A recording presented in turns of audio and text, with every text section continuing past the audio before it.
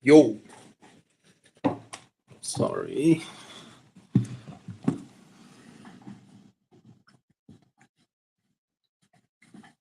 Sorry, that's my after shower hairstyle.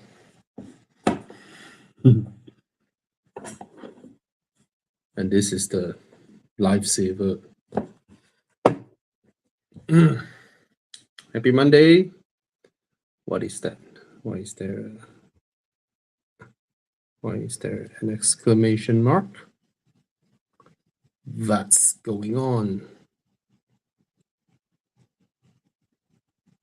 What do you mean? Account access expiring soon. What is that, Jiang? Anyway. Hi, everyone. Hi, Weng Sing Wong. Hi, Zarfan Rauf. Hi. Well, I have my hat. I can't be putting it on after I shower, right?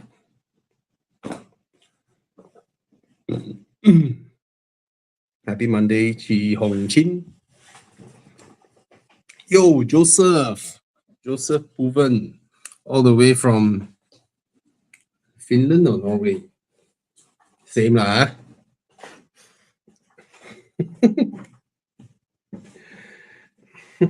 Every day I see all the news from Europe. Oh, Finland is beefing up their defense in case Russia wants to invade.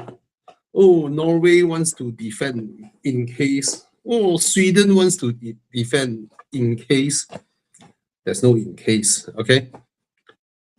If Russia behaves like US, there's no in case. It's when. It's a matter of when, not how. Wing Sing Wong, I also have a bottle of Lifesaver next to me. Yeah, man, Lifesaver. Nice hat collection. No, I only got two. Oh, Norway. Yeah. Joseph is Boy638. Hi, Bobby. Have you tried the Wuling Bingo? No, sorry.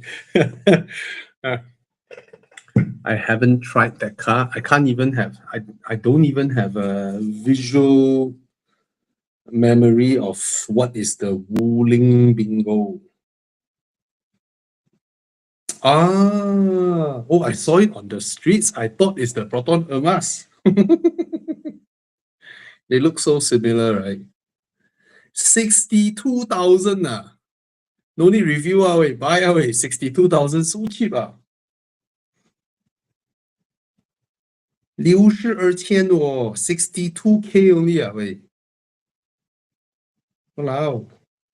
Hey, I thought they don't allow. I thought Peroda don't allow. Why Peroda allow? Why do they allow this Wuling Bingo to sell at this price? I thought some foreign yada yada have to be 100K. Oh, assembly line some more. Wow, local assembly some more. Okay. Okay. I think the Wuling Bingo S looks better. The Wuling Bingo S looks nicer a bit. Hey, Xiang, blew me up. Ta-da! This one looks nicer.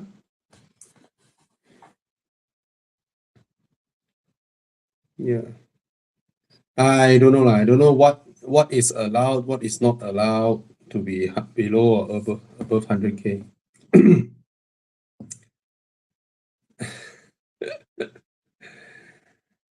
Hi, Bobby. Between Leapmotor B10 and Hermas 7, which one you go for? I think if you watch my reviews, I think I said it very clearly that I prefer the steering of the Hermas and the sound system of the Hermas. And usually also I prefer the ADAS of Geely Group, Adaptive Cruise Control of Geely Group. But the B10 in terms of design, styling, interior, fit and finish, speaks to me more. So me and my wife both tried the B10 and both of us said, oh, okay, it's not the best out there. And then, of course, when we drove the C10, both of us also say the C10 wasn't as good to drive as the B10, but the B10 wasn't as nice to drive as the Irma 7. But if you ask me if both are the same price, which one speaks more to me that I would pull the credit card out easier after driving? After living with it for a couple of days, I think it would be the B10 because it looks more stylish. It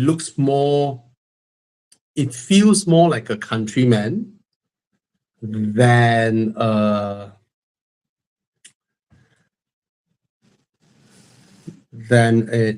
X-Trail. You get what I mean or not? I don't mean it drives like an X-Trail or has crap interior as an X-Trail, but the Irma 7 to me felt more like a utility product. It felt more like a thing that you use.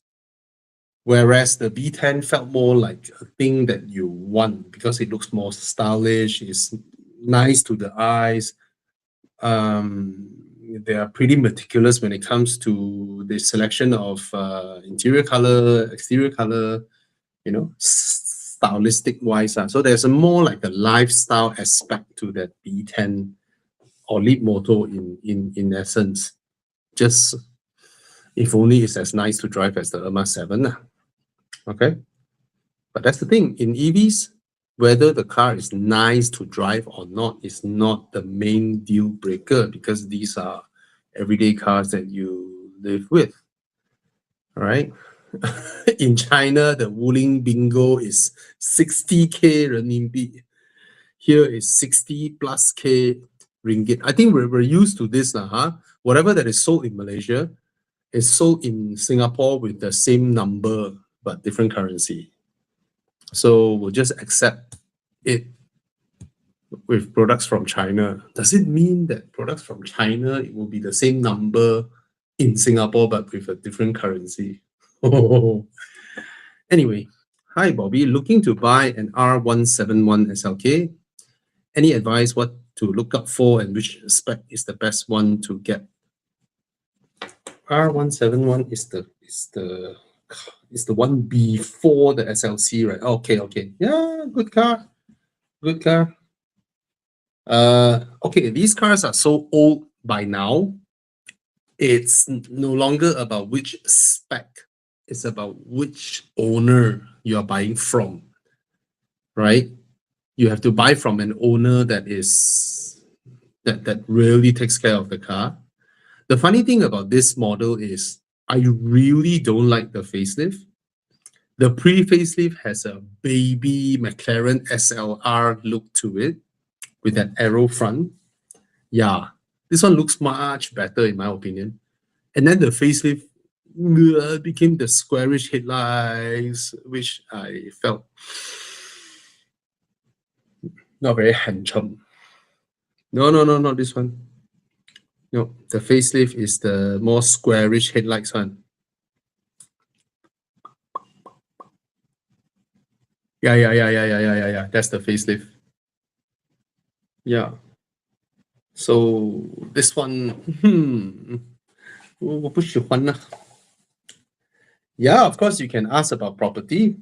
If I can answer, I'll answer. Yeah. Jonathan David Vincent collected the iCar 03. It's damn nice to drive, right? This is so surprising. This car, you know, the other day, right, I was driving and in front of me, there is the Chery Omoda 5, which freaking looks like a Porsche Macan on steroids, right? The way it was designed, right? So sporty looking, right? But it drives like the usual Chinese car. And then next to it is the iCar 03, which looks like a baby Hummer. Supposed to be clumsy, supposed to be basically it's supposed to drive like a Jeep Wrangler or Toyota FJ Cruiser, right? Or Suzuki Jimny and all that. But no way, this car drives like a baby Macan. Right? Yeah. So yeah, it's nice to drive. Hello, Ming.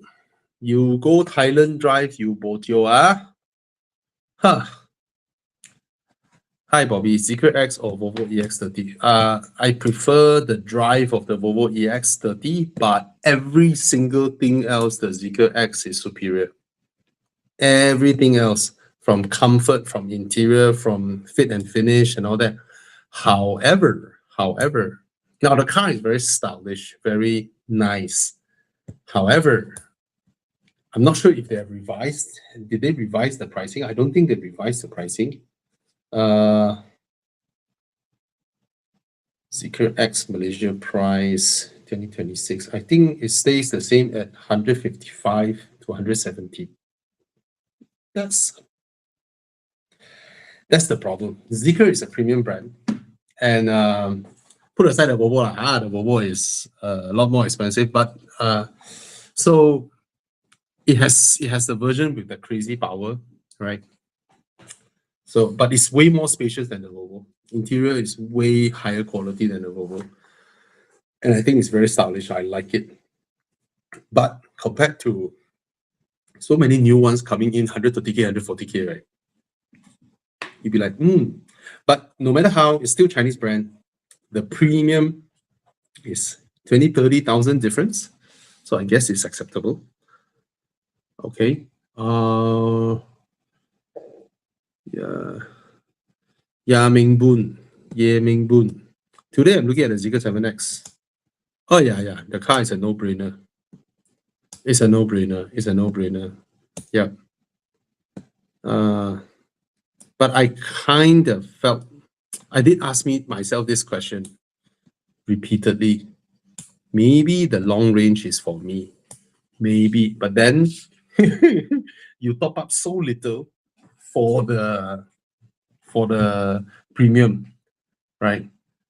The GWM, I haven't driven the car, but I've seen the car in shopping malls. Very, very high quality interior. The floor is very high though. Do you notice that when you're stepping on the ground, when you step on the floor of the car, your legs are literally like that, which is like more than a feet.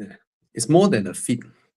Sorry. This is my, after I shower, I don't have time to dry my hair, so I just, like all kids do, just do everything behind, let it dry itself. Yes, Ashraf, you can ask property questions. Don't worry.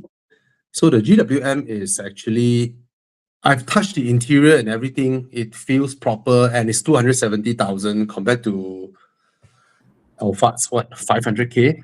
So that's a huge difference. But the one thing that Alphard still beats every other out there is the floor to ceiling height that I noticed. Right, it still has the best floor to ceiling height, but Alphard Vellfire always have one thing that is their floor, which is very low ride height. Very low ride height. So when you're parking or whatever, the time you tend to have to be extremely careful with the curbs and all that. I felt the GWM higher quality. The inside is higher quality than the Denza. To be honest, the Denza is not a bad car at all, but when I sit inside, I cannot feel a substantial difference. You see, when you go into a Toyota and you go into a Lexus, there is a difference. Dana. Why, camera? You look. Hey, okay, ready. What the heck? Hey, no, you went back. No. Killing my lens. But the white balance, just now you become African, like freaking Negu. I can't even see. Okay. You went back to very. I will check the setting on Restream. I think. Yeah. Your white balance. Yeah. I hear what you say. I think the differentiation of what it is. Yeah. So the Denza, when I went into the Denza, okay, by every measure, the Denza is not a bad car at all. No, I've driven it. I mean, it's competitive enough, but I just felt that there is no difference between the Denza logo D9 interior versus a BYD logo, seal or sea lion interior quality. It's the same. So if it is called a BYD D9, it would be totally okay. Okay. But the GWM interior is proper plush. Just that I haven't driven the car. But I went and checked it out lah. At Kepo lah, in shopping mall. I saw it. I went in and touched and all that. The leather is top notch and all that. So I don't know how the car drives yet. My personal experience with GWM is very interesting one. Their products, right? Like BYD, there's a certain standard with all their products. You know, they ride proper, they all drive proper, very consistent. Zeekr also very consistent. Cherry is a bit like that. Most Cherries don't drive exciting. They are very soft steering, very loose, you know, very consumer kind of drive. And then out of nowhere, within Cherry car, suddenly you have a C9 that feels very different, right? J7 halfway there. GWM to me, right, is like one product is here, one product is here, one product is here, one product is here. So very interesting. You know, the consistency is not there. So I think it's because they are trying out new platforms. This one is the new, the what, Highline, some Hi4 or whatever platform they have. yeah.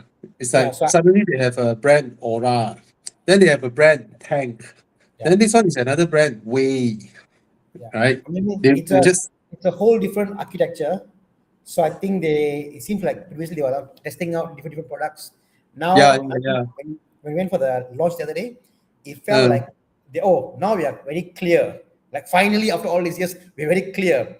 We got the Hi4 product and the Hi4 drivetrain. We got the 4x4. We got this one. So they have a direction of what they want to do. So I think it's still a new company. They're trying their But ways. the epic one is Cherry lah. This Why? product, this price point, they dropped 5 brands in there.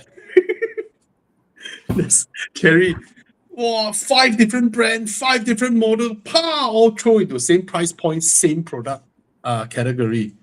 Crazy. Hi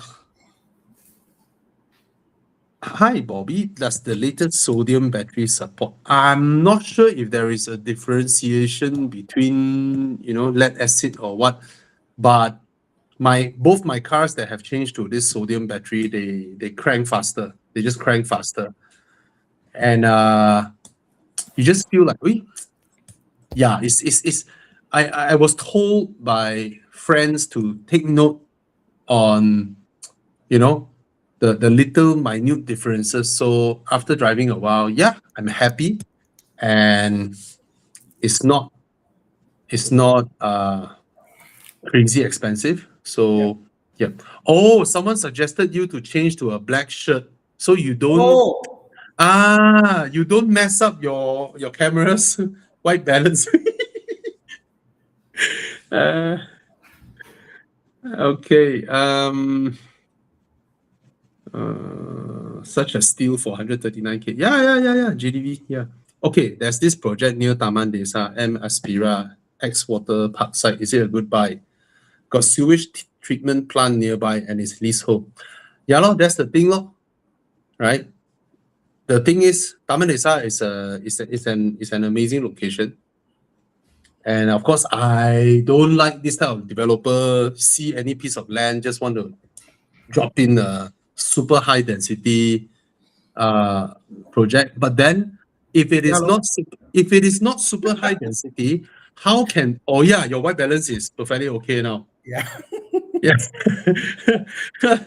So your camera choose your t-shirt over you, then jibai. Exactly. AI camera, that's why. Anyway, what I want to say is, at the end of the day, if they don't build this type of super high density, they can't press the prices down also. So sewage treatment plant, there will be some smell, but I'm not sure if that is you know, I don't know how to put this, you know. When people have options, right? They'll be like, but behind got what, in front got what, left side got what, right side got what, right? But push come to shove, you want to stay in a very, very, very convenient township. That is the Taman Desa. If you look at KL, right, Taman Desa is in the epicenter of KL. If anyone wants to bomb KL with a nuclear bomb, right, it will explode above Taman Desa. Then it has good coverage over the whole KL. Because Taman Desa is at the very center of KL. So every highway passes through here. It's known as the most convenient place to stay. So if you want to stay here, then but the thing is that area you only have one access road inside as of now. Maybe they promise you other access road lah, but there's only one access road as of now. And there's already one or two high density project there. This will be the third one. And all in that little area that I used to review my cars there, all in the future when it's fully tenanted, I believe there will be a total of what? 4,000. So when it comes to morning traffic, I don't know how it will be. But the funny thing is, so far, I don't see a huge traffic coming out of that road as yet so far. So if you ask me, price-wise, location-wise, it's a no-brainer. And remember one thing, you won't stay there forever, right? Ashraf, you will not stay there forever. This is probably a property that you felt, hey, I like the location, I like the proximity, I like the convenience, and I heard there will be a new MRT station, but that is away, not directly inside Taman Desa. Yeah. And yes, there's some smell on the sewage plant nearby, but it's not crazy smell. It's not like the other side Kuchai there, where near the old Ajinomoto there. That one stronger smell. This one, Not like Taman Connaught, the low-cost flats. that one I'm not. Yeah, I the don't. low-cost flats. Yeah. Okay, I don't. I that's not my area, so I have no knowledge. But I stay around this area. I can tell you that over the years, I have never like really felt there's a strong smell coming from the sewage treatment in Taman Desa. Compared to the Ajinomoto Lake in Kuchai, that one is stronger. All right. So at the end of the day, right, Ashraf, you're probably gonna buy here and stay here for a while. But when you want to move out and look for others, right, it's very easy to rent out, even though this is a high density project, right? Because Taman Desa is that sought after. The other thing that you have to take note would be parking. I've already noticed a lot of cars parked alongside the road. So I'm not sure with this project being added in, how would the traffic be like? You really don't want it to end up like some of the areas where there are double layers of double park going on in some. I noticed Cheras, I don't know which area, after Taman Connaught, near the hospital there is a lot of those government sponsored. Double layer of That's roadside. called Bandar Sri Permaisuri. Okay, yeah. Oh, The those place are mad. But that really test your patience. yeah, but you know what, Bobby, I found weird. Like if you go back 10 years, we had this concept of 400k expensive, 500k expensive, 700k expensive. The whole from 500 to 700k, we say expensive, cheap, whatever. There was this kind of concept in our mind. But now, if you go to Klang, it's the same 500-700k. Taman Desa also about there. So it's like come to a point that anywhere you go, that's the price you pay. It's whether you want a smaller house, bigger house, landed, this one. The price is somewhat stabilized, I feel, across KL. Because even Permaisuri, as what you say, is bad, but it's a haven for certain people, certain race culture. They find it's fantastic. A lot of food, a lot of places to go there, schools and stuff, and they love it. It's you cannot get a unit there at all, you know. So I don't know. It's what you see is bad. People there spending is fantastic. So just take note of all these things, Ashraf, because at the end of the day, right, wherever you stay, asal you want a convenient location at a reasonable price, right? Other people will also like it, and it will be heavy traffic. So these are the things to take note of. Or I can foresee this, but if you ask me, price, location, no-brainer. It's a no-brainer. And next time you want to move away and rent out or sell, I don't think it's too difficult. All right. Don't take all that kind of over loan. I heard there was a project in Kuchai, right? The very early phase, they overvalue their project so that some people can buy cash at 500K. Some people can take 750K loan. Yep. Overdraft of 200 over 1,000. Don't do that. Just don't do that. Okay. If you need a place to stay, you can buy. Then next time you want to move out, you want to rent out, you want to sell, I don't think it's too difficult. And that's what I felt. But there's a lot of unit except that thing condos with a lot of unit, there's good and bad also when expensive items like a lift rosak, right? Every unit just need to pay a very small amount to top up, but the probability of lift rosak also higher because more people using it, right? But nevertheless, Marsing is known to deliver their project. They won't run away. They won't halfway end up like Mammoth and Bayer or 8 Conley like KSK. Don't have this kind of thing okay. Sorry if I spend too much time on this, but these are the topics that we are car owners, we are home buyers, right? So if you want to ask relationship advice, Tana also can give. Why you can give better? Tana can give financial advice also, right? Yeah. Sorry, we're not familiar with JB property market. I went there a few times to promote some property there. But it seems like now Malaysia, the second hottest place is JB, right? Yeah. Right. Everybody's saying it, but I still don't understand the layout of JB. Because some say they want to be quiet away from town. Some say they want to be near the border. So there's a lot of permutation of what they think is a good property. I just felt JB don't expect appreciation. You cannot expect appreciation because when I went to JB, I went to the top of one condo. I look at the vast amount of land there. Yeah. Impossible there will be any appreciation Correct. of current projects. But if you ask me, new projects, would they cost more? Probably because of the global inflation that is oncoming. Okay, so probably, right? Just want to highlight this comment. Junwon Music 9877. Why don't you change the way of thinking? Because he bought a 400K car, so you don't have enough to pump petrol. If you didn't buy 400K car, you don't need Budi 95, ma? Yeah. If people want to think that way, like how you think about it, right? You felt that, you can afford so expensive car, you should pay more for petrol. Then he reverse Uno you I already spent so much money on buying such an expensive car and pay so much excise duty, which you did not. Yep. And I pay more road tax. I should take the Budi. You contribute nothing. You shouldn't. My income that allow me to buy a 400K car means I pay way more tax than you. You get what I mean or not? Don't say everybody wants something more. Exactly. It will come back and bite you. You can't deny human aspirations. Yeah. Better, more things. Yeah. Right. By the time I'm sure one day you will afford a 400K car also.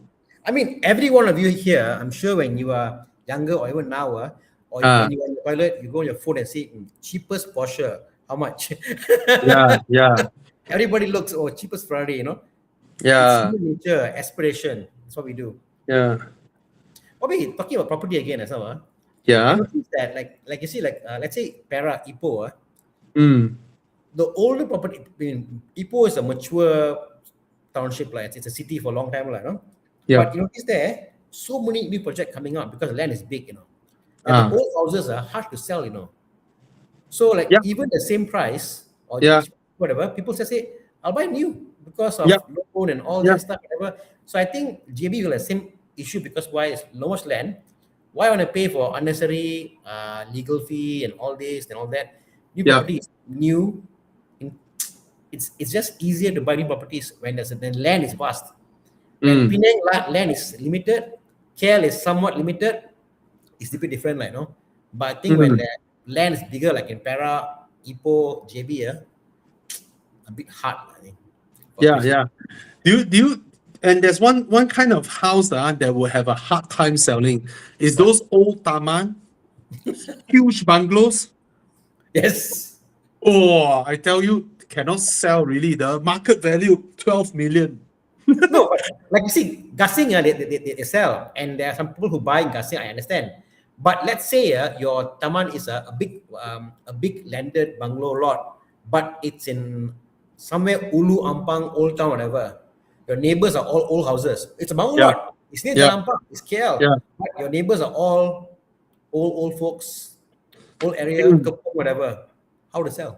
Those got chance where developer buy a few, then title up Yes. and then build.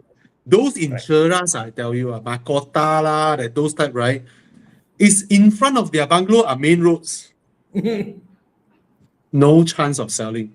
Very hard to sell because you cannot, as asal you cannot, asal you and your surrounding neighbors can't sit down together and seal up your little enclave of bungalows to become a gated garden community. There is no chance to sell that kind of stand-alone bungalow lot in front of the main road. Is damn hard to sell. Literally impossible, provided you convert to commercial usage, right? Yeah. But even commercial, I don't know. Yeah, leasehold, freehold, I think for condos, no concern there, in my opinion. Because I think in Malaysia there's never been a case whereby, from what I know of, property leasehold property and the government take over. I've never heard any cases so far. No one dare to. like my mom's house in Ampang, Yeah. Ampang Old Town area there. Lease expired, but they give 40 years. Yeah, pay again. 40 years, extend. Keep on paying, you know. It's just the way it works. Yeah. Yeah. So we don't know how would it be yet, because condos only truly appear in Malaysia around the very late 80s, or mid 80s. So what's the oldest condo in Malaysia? In Malaysia, I have no idea. It's called Desa Kudalari. Is that the oldest condo? Yes. That's a very nice location to stay, Nice location, but it's walk up, It's walk up. Yeah, no lift because 4-story, right? Yeah, correct. Yeah. Yeah. Exactly. Yeah. Given the current conflict in Middle East, should I buy Civic EF or Civic Turbo RS? I like you. Wait, Jayden. All I can say is, when I drive my diesel now, I appreciate how smooth it is when I drive the car very gently. Today, right, I helped one friend to open up his mental block. Yeah. Because for the past 1 or 2 weeks, he parked his diesel at home. He don't want to touch it. Then he rides scooter to work. Wow. So I sort of helped him open up his mind block. I said, actually, right, what you are experiencing now is just that you were mind fucked from the price of 290 to 6 ringgit. Yeah. Right? But do you remember you driving your car in Thailand, paying 6 ringgit petrol, driving around the whole Thailand, enjoying your drive? I cried. No, yes. But the thing is this. Petrol price, right? Asal is not from 290 to 29 ringgit. That will be a substantial difference, right? Yeah. But honestly speaking, it only takes time for us to accept one day ringgit will be worth per liter 6 ringgit, around 95. The day will come, will always come, because we are using fiat currencies. Okay, our currency is fiat currency. If you don't understand what is that, go and search. That means it's only backed by government promise. There's no gold being backed behind. So it will slowly depreciate in value no matter how. So it's just that during a short period within this short period of time, a lot of people, wow, I'm going to sell their Hilux, I want to buy their car, change car. No, if you quickly trade in your diesel, you're going to lose money because everybody knee-jerk reaction, sell their diesel and quickly lose 20, 30,000. You lose 20, 30,000 upfront. Then you go and buy another car. When you buy another car, right, your first year, second year depreciation is so strong, so drastic.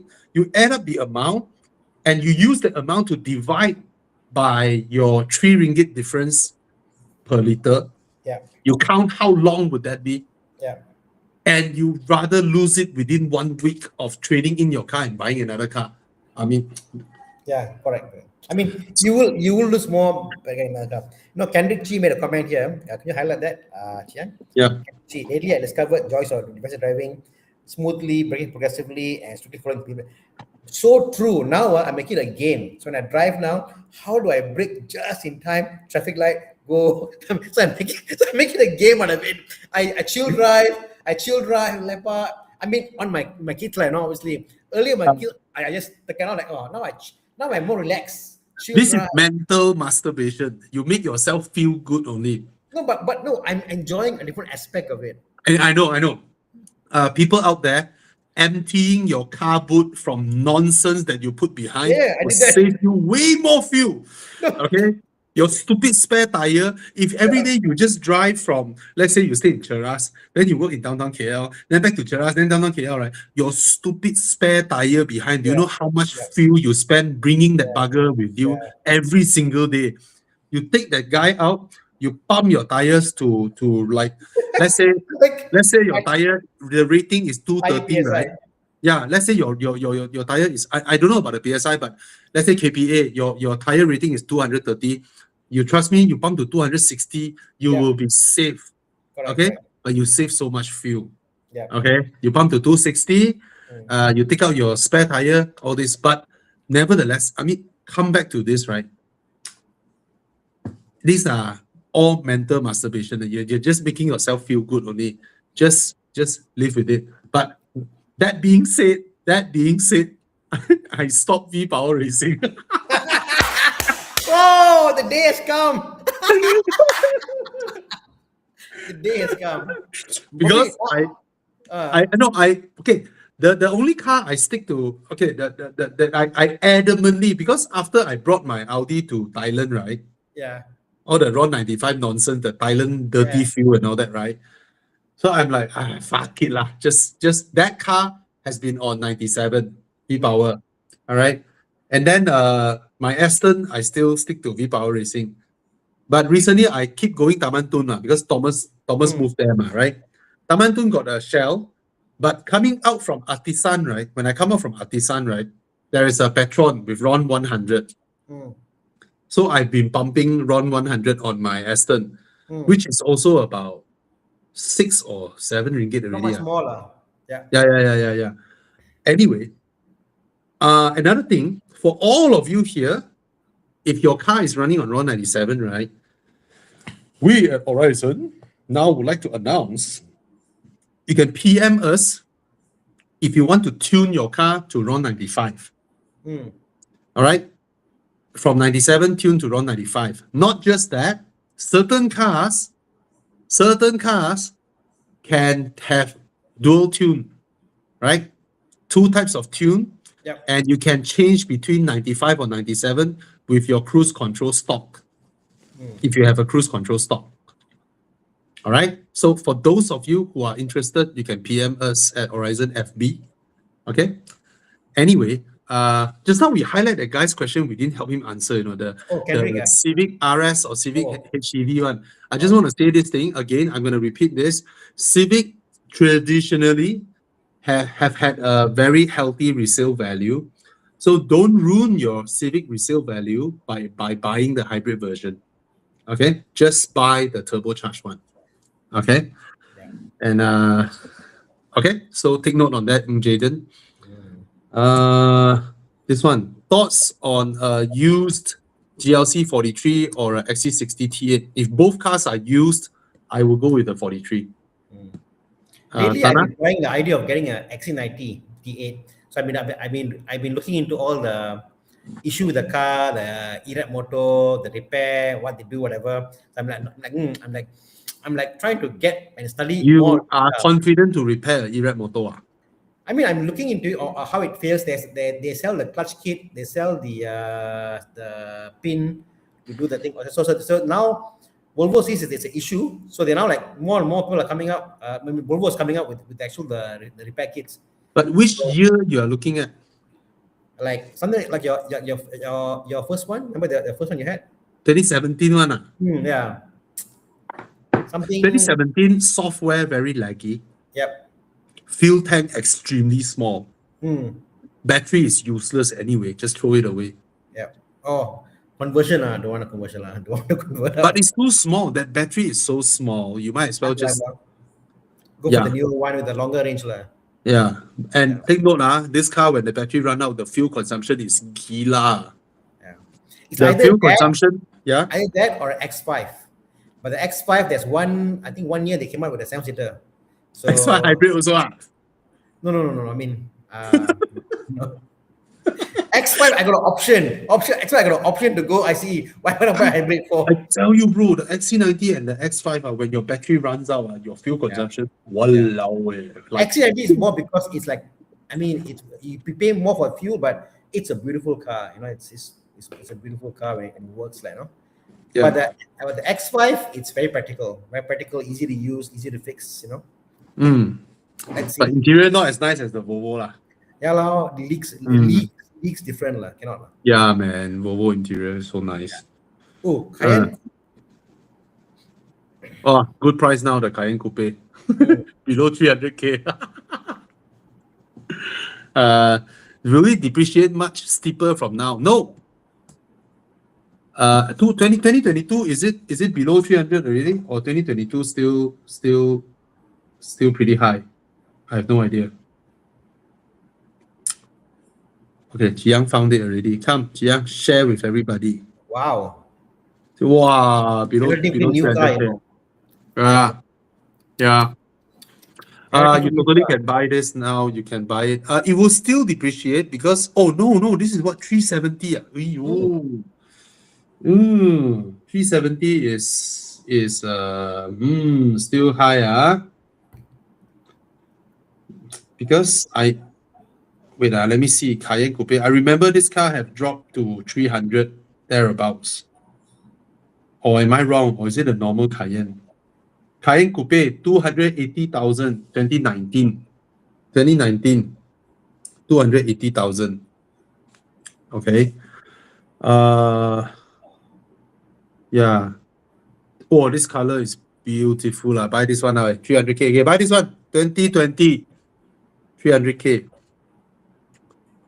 So it will drop slowly until 4 years later when this car is 10 years old. Then it will have a bigger drop. Okay. Any one of you with cars that you are currently driving, if you want to drive your car longer, you don't want to sell it so soon, and because of the economy or whatnot, you want to continue driving your car, right? You can contact us, Horizon FB. We can help you extend your warranty. All right. If your car is still under the official warranty, that means you service at BMW or you service at Mercedes or you service at Porsche, right? We can help you extend it to 10 years. If your current car, you just bought like 2 year, 3 year like that, we can help you extend to 10 years and you still service at the official place. You don't need to service at our network. Only 10 years above, if you still want our warranty, we can extend to 15 years. Then it will be another program, which is service outside. Okay? Just to let you guys know, we can help you extend your car warranty. Cayenne Coupe, yeah. I think I would prefer one that is 300, below 350, 320, 330 thereabouts. That will be a healthier price. But of course, if you can find a good deal below 300k, by all means, right? Okay. F30 LCI, meow, very good car by Xpeng G6 facelift. I haven't seen or touched the car.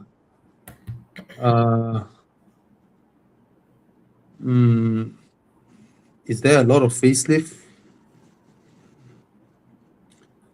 It's not a bad car by any measure, but I prefer the 7X lah. But there's one thing about the 7X that I cannot tahan is they put the aircon vent above the screen, and the air hit the screen and bounce up straight to my eyes. So I noticed when I drive the 7X, right, every time I drive the car, right, I switch off the center air vents.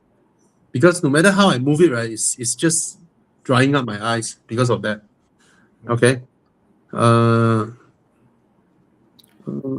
There's a guy who talking about N-Box and K-Cars. I wouldn't. I mean, it's a toy car lah. K-Cars lah. You know, I wouldn't. Practicality. Yeah. Toys lah. Yeah. If you're in Japan, right, it's a city full of K-car crash into K-car, you're fine, you know. Bugger in KL, your K-car cannot hit by a Hilux gone. Oh, I don't know, man. Okay.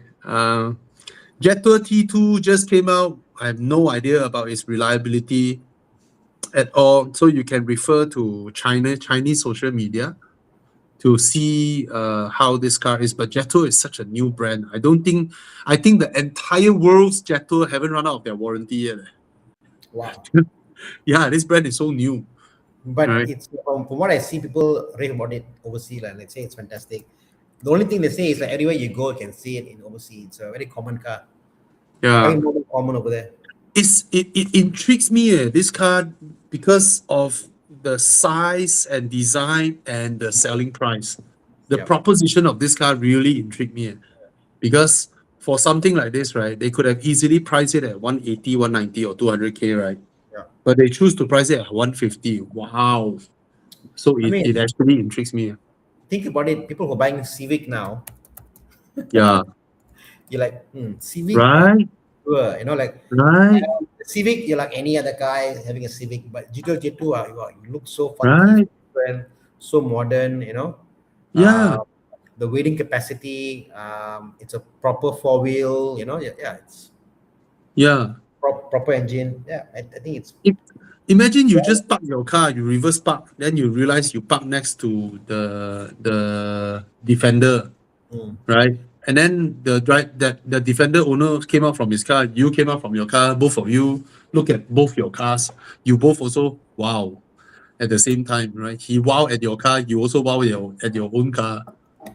Jian, do you think you can find there has a J2 Defender kit? You can look and see. So they have this kit, Bobby, and they only in Malaysia now. People I saw that video. So why? Why do this kind of thing?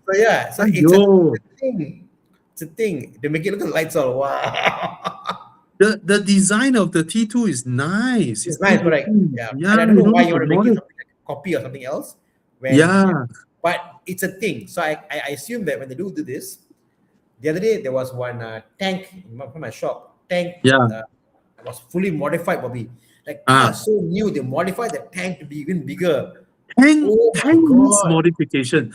Tank, when it's stock, it looks so ready to be modded, you know. But the T2 looks like it's done already. Correct. The T2 looks so finished. I wouldn't do it, but it's a thing. So yes. I saw a Chinese social media video the other day, right? They took the Tank 300 and the T2 on a sandy slope. The T2 went up more effortlessly than the Tank 300. Yeah.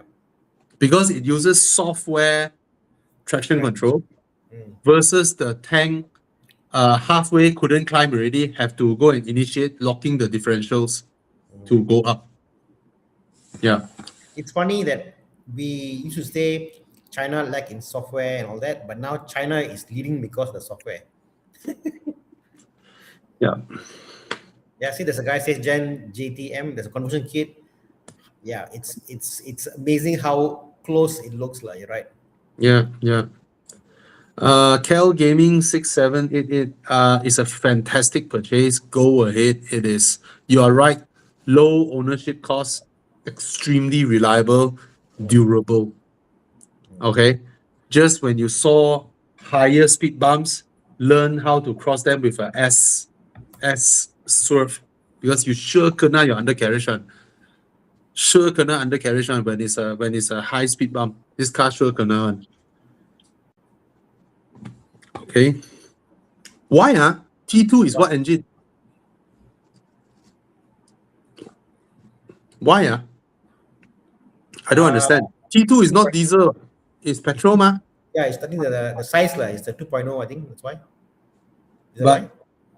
I don't know why perfect at every aspect except Budi 95. I don't understand this. It's petrol engine, right? So Yeah. you can pump around 95 ma. What's up? I think they want EV code. I don't know, maybe. I don't know. Mm. Toyota Crown. Buy. Crowns are amazing cars. Amazing cars. Adrian says, letting go of my Peugeot 308 or second one. Yeah, Crown RS Advance. Yeah. Yeah, Crown is a fantastic car. Mazda 3 sedan, current generation. Okay, can put baby seat, can Baby can lah. It's tight lah, but can lah. A45 Recon. But oh, guys, if we miss out any question, please ask again. If you're still here, please re-ask your question. If we miss out your question, okay? A45, buy. Go ahead. Any thoughts on the new Camry versus IS300 Recon? I would pick IS300. I think Tana also lah, over Camry. Camry just like they try very hard how to make it cheaper, like feel cheaper, like how do I the plastic whatever. They try very hard. And it's still 240k. Correct. It's like how do I make it not like a Lexus? Let's make this part a little bit sharper, a little bit harder plastic, or this one. Yeah. They went out of the way, lah. It's not right, you know. And the leg room, I think lose out to Civic. Yeah. Real leg room. I'm so surprised. Yeah. Andy asked me a few times about his Accord Dana on steering lock issues. Oh my God. I wouldn't know lah, but I think it's common, I guess, after all these years, things to leak. Yeah. Yeah. We always hear Japanese car got steering rack issue. Oh? But steering rack also is cheap rebuild. I mean, the thing about Japanese cars are, unlike an Audi steering rack, whatever, where it's fully electric, you can easily rebuild your steering rack for your Japanese cars. So, okay lah, not too bad lah, you know. The cheaper one obviously is like a Polo, the Polo 1.6 NA. That one is like a Myvi steering rack, very cheap to buy and replace. Come. There's one guy who asked. Sorry. Go ahead, pick one. I saw this question, Ming Kyong Lim. I am so intrigued with the design of the Denza B8. I absolutely love how the car looks, man. The Denza B8. And then now, this guy asked B5. I just searched. B5 also not bad, but I think I prefer the B8. But B5 also not bad. It looks... Oh, China is crazy, man. China is crazy, man. I think they... I have a thing, Bobby. They put the pictures of their cars into AI and say, does this car gives you the image of luxury? What can I make it to? So I think they talk to AI to make it different, or you know, it doesn't seem like it's cut from just a designer. It's crazy. China is like, it's like, imagine you have a friend in China who works in one of these car companies, right? Last week you ask him, what are you doing? Oh, I'm designing a new car, Denza B8. And then this week you ask him, what are you doing? I'm designing a new car. Oh, still that one? No, now it's B5. next week B6. Crazy the amount of cars they pumping out. Wow. Okay, this is an interesting one. If you have a 991.2 GTS, 2028. Must be okay. 2020. Okay, 6, I think. Which one are you looking at? Which question I highlight? Ru Sushi. GTS 2018. Oh, this one. Okay. I plan to let go my car 991.2. This one, right? Yeah, okay. Okay. 2018 991 he has, or Uh, Ferrari. Which one should he keep? which one should I keep? Because less time in Malaysia.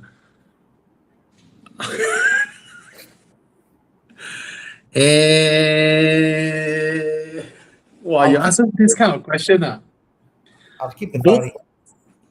you keep the Ferrari or Yeah, because the Porsche now, it's a nice car when driven. When not driven, it's just, I don't know. I mean, I won't look back at a 991 or 2 GTS in 5 years and say, wow, it's a car that I want to keep, whatever. So, yeah.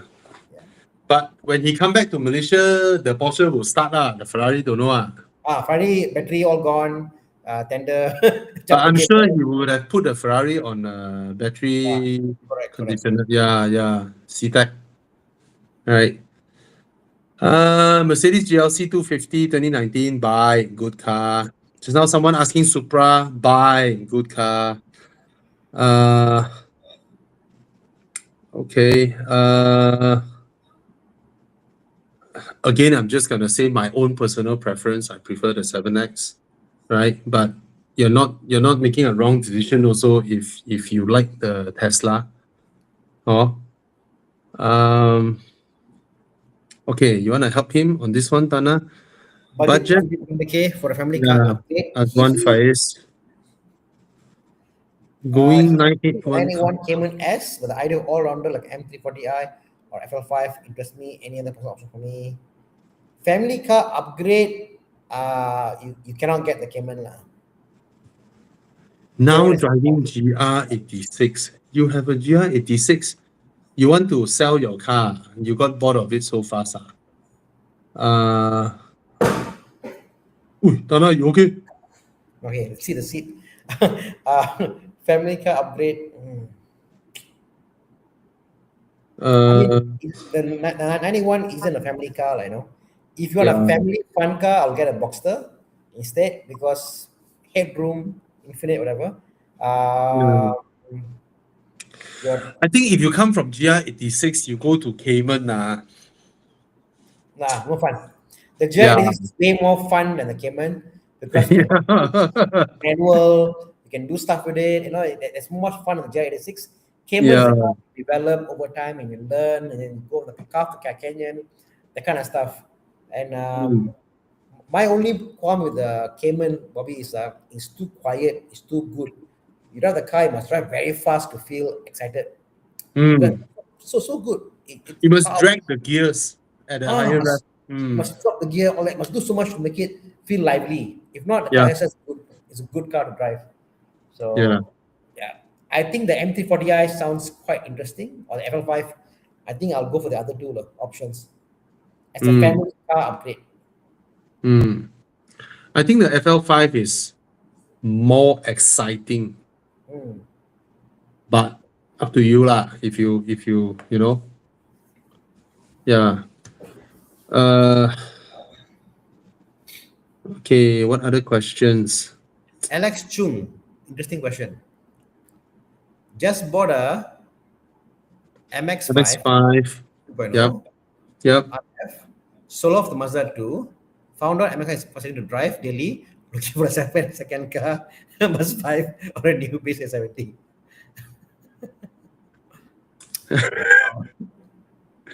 Why is it frustrating to drive daily? Impractical interior, Yeah. not enough room. Because if I were to live with a MX5 daily, I will feel very claustrophobic. Yeah, you know, I like even my Boxster Bobby my Yeah. Boxster I can drive because I can put the top down, not so bad, and also I got space front and back, put stuff whatever. But the same thing in the Cayman, I feel like 2-seater, nothing in the back, and I need the back seat in a 2-seater. I seriously Right. like now with the 911, I feel like, oh, finally, I have a back seat. Right. You can put things behind and all that. Yeah. You need the back seat, you know. Yeah. Yeah. X5 is to me really Yeah. I don't know, people who live with it, they live with it lah, but it's not space lah. It's the issue lah. Yeah. You know? Mm. You know, I will go for the S70 or the MS5. Each one, I think either one is fine. You know. Yeah. Maybe you want to try the Amas 5 because you have one petrol car, one EV, then you can experience two different type of ownership. And then when you drive your Amas 5, go here, go there, you see petrol price rise up to 18 ringgit. Also, you like, you know, Oh, another thing. People who have an EV and petrol car, they are more happy to pump around 100 or 98 or 97, whatever on their yeah, petrol car. Because like once in a while, ma.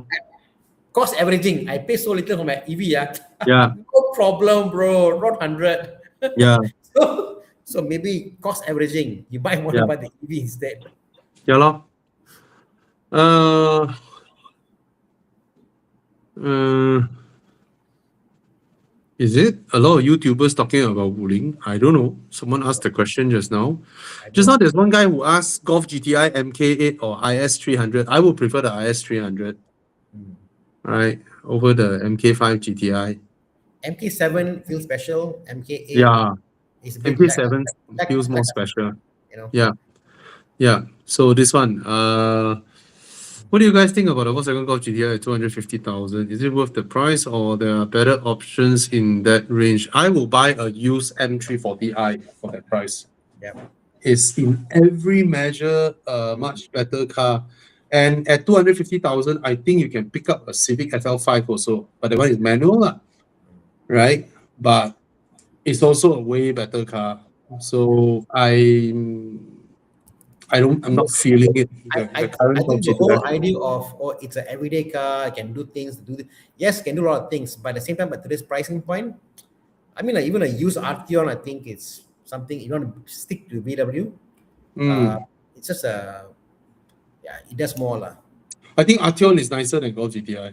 Yeah, easily. I mean, the interior, how it's laid Yeah. out. Yeah, yeah. Yeah. I Sorry, prefer the way VW. it drives also. I prefer the way it drives also. Don't Sad, don't. the miss of the Golf GTI.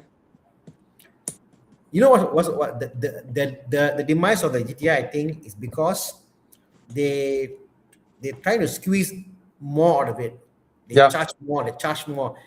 GTI should have been everybody as it's an affordable, sporty hatchback that everybody can afford and drive. That's the ethos of GTI.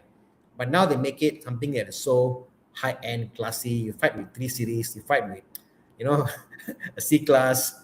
No lah, you know. In the MK7, they put in the electronic LSD, the X something something. That one has a good balance.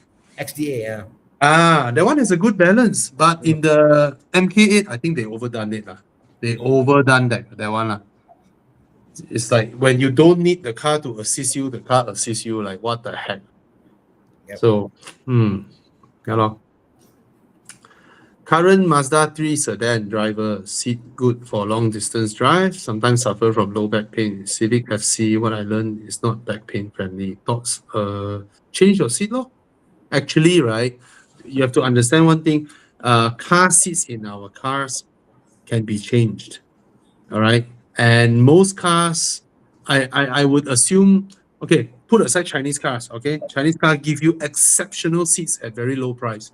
But European and German, right, they are damn shit, you know. They only give you proper seats when you pay really good money. And on the lower ranges of cars, right, let's say anything below 200K, they actually give you crap seats. So most seats for cars, right, are crap seats. So you can actually go to Recaro and buy yourself some good seats. Yeah. Proper, I would say even not that.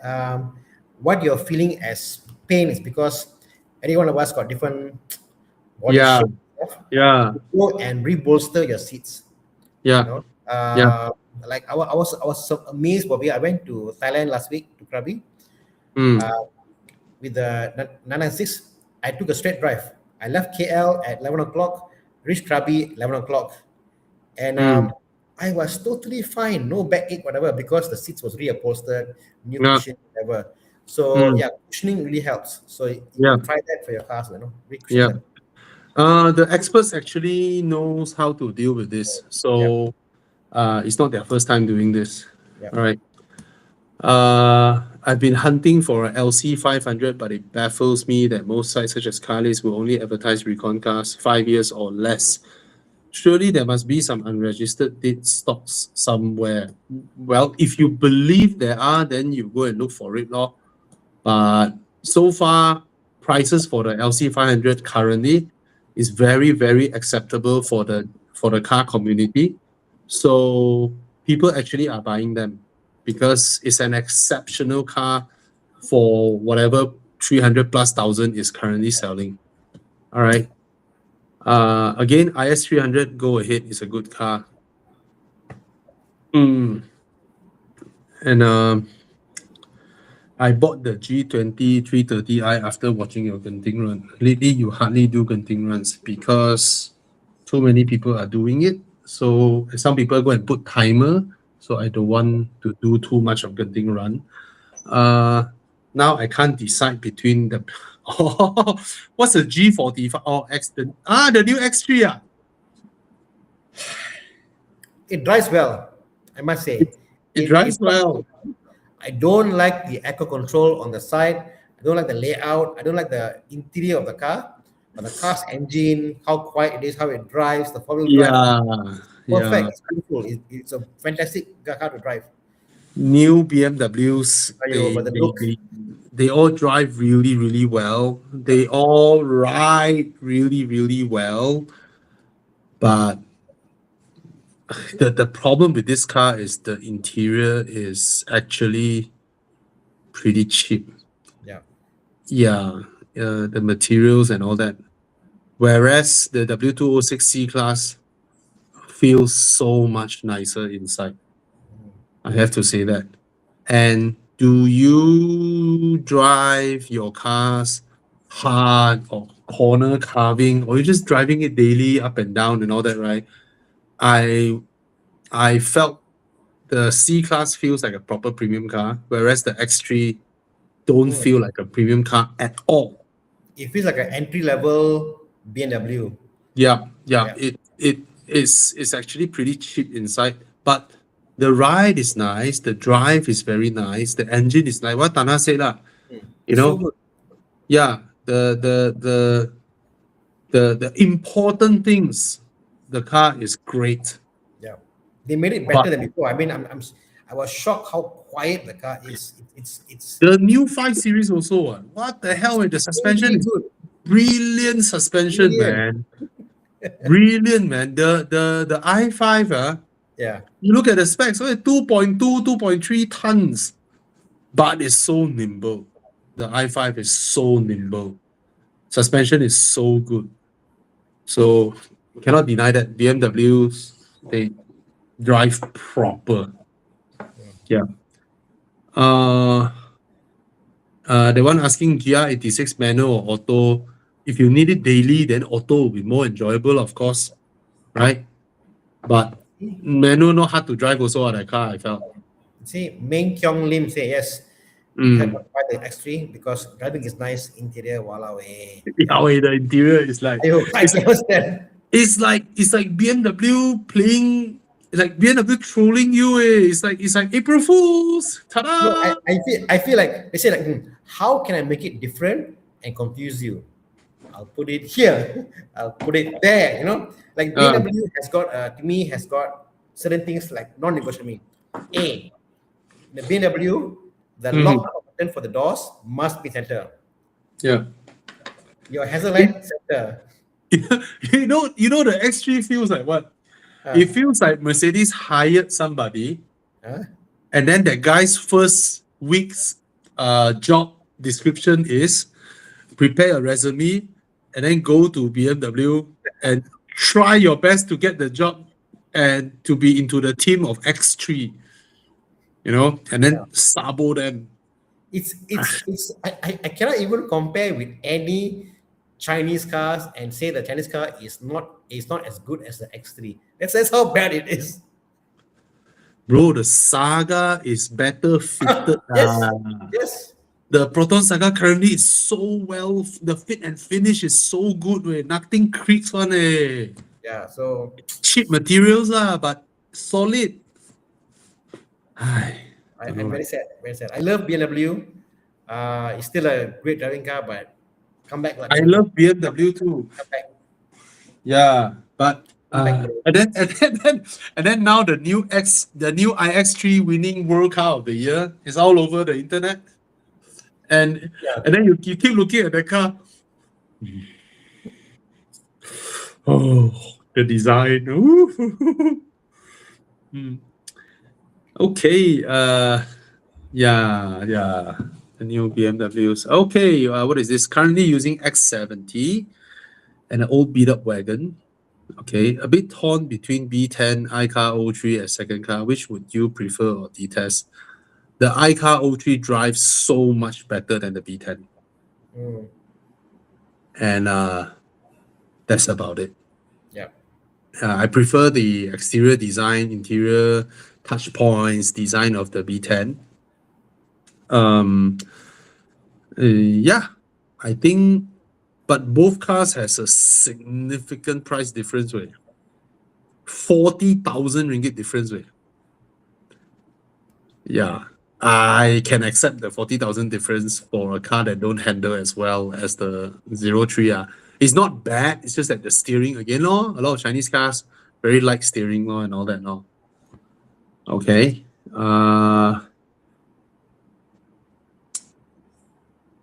Oh yeah, BMW on and off give you a blind box surprise. Yeah, true. Yeah, the 5 Series drives so well, very high spec for Malaysia actually.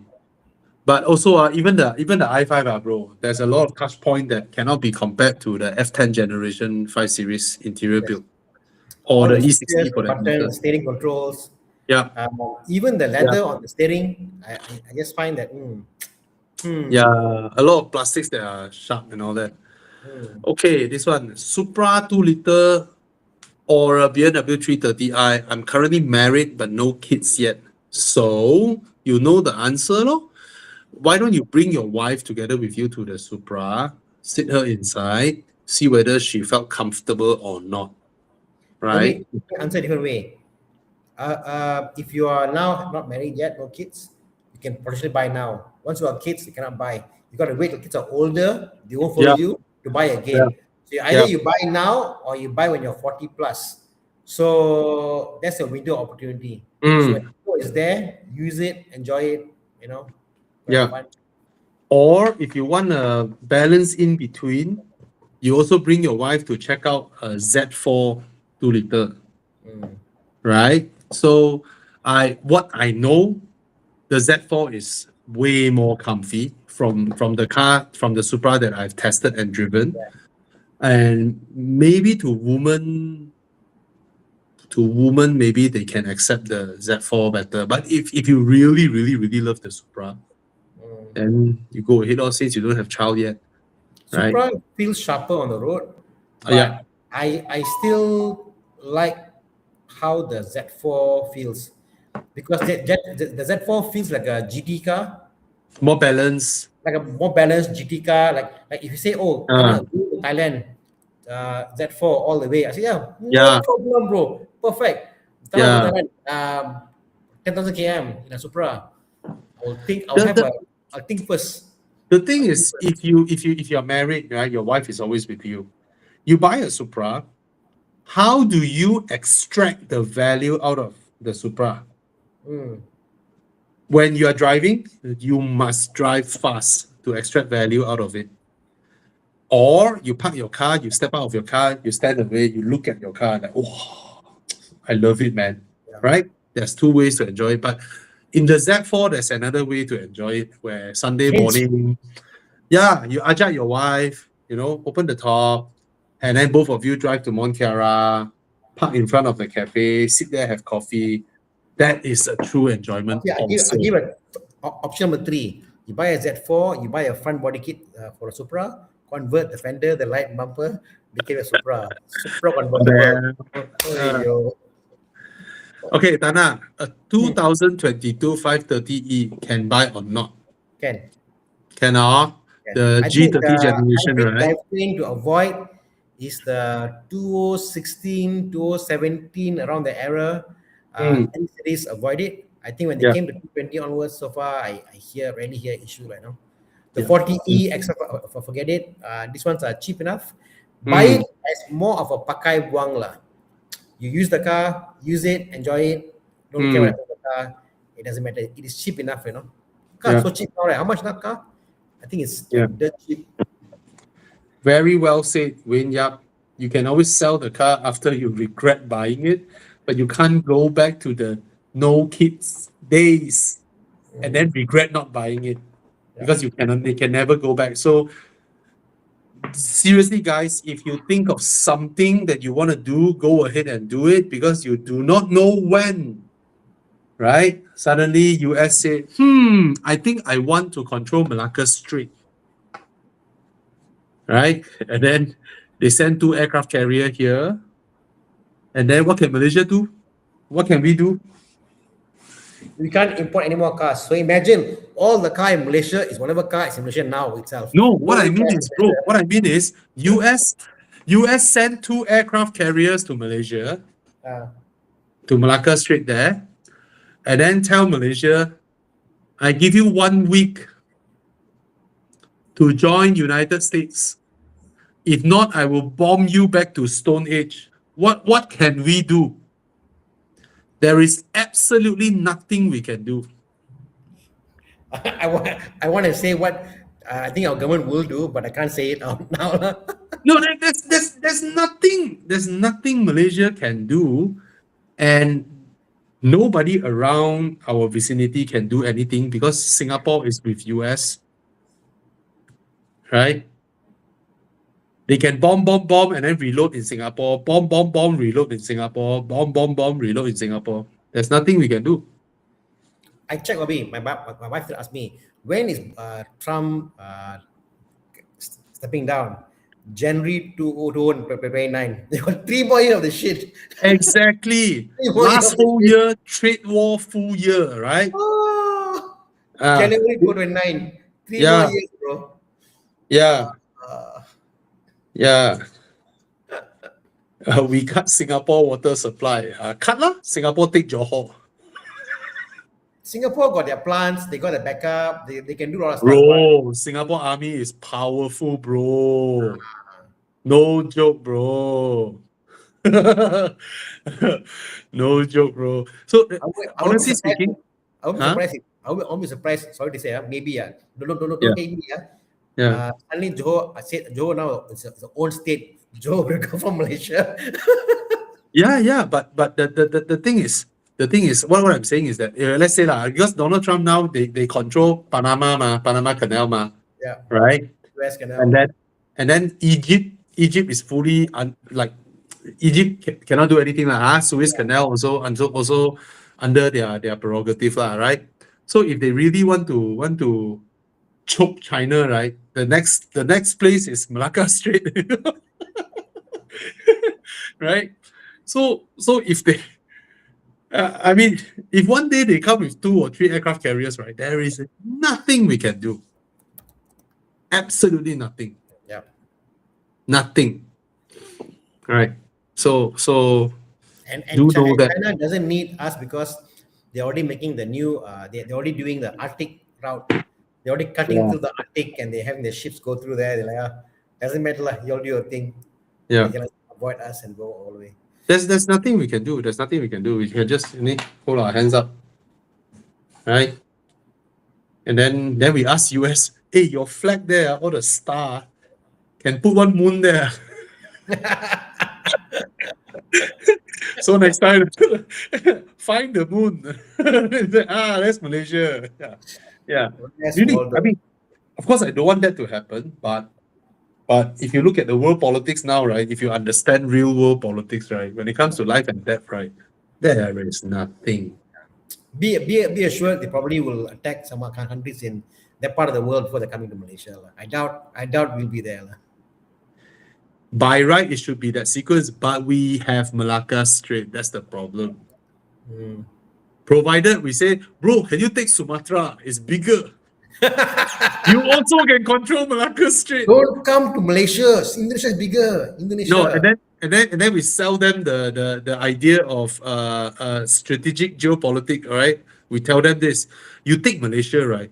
If China can send their army through Thailand and come down, but if you take Sumatra, right, it will be so well protected because it's an island. Strategic defense is easier. Tell them the food also is better in Singapore. So they should do Singapore. They should do Singapore and all that. No, Malaysia.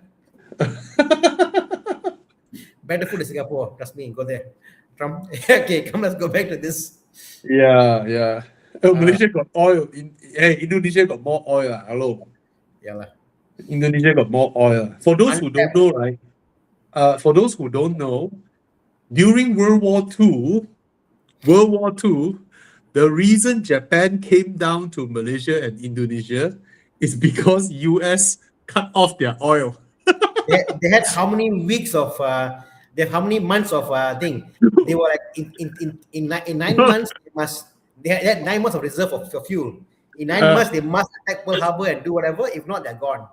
So in World War II, right, Japan's only goal is to take over China, and that's it. That's their only goal.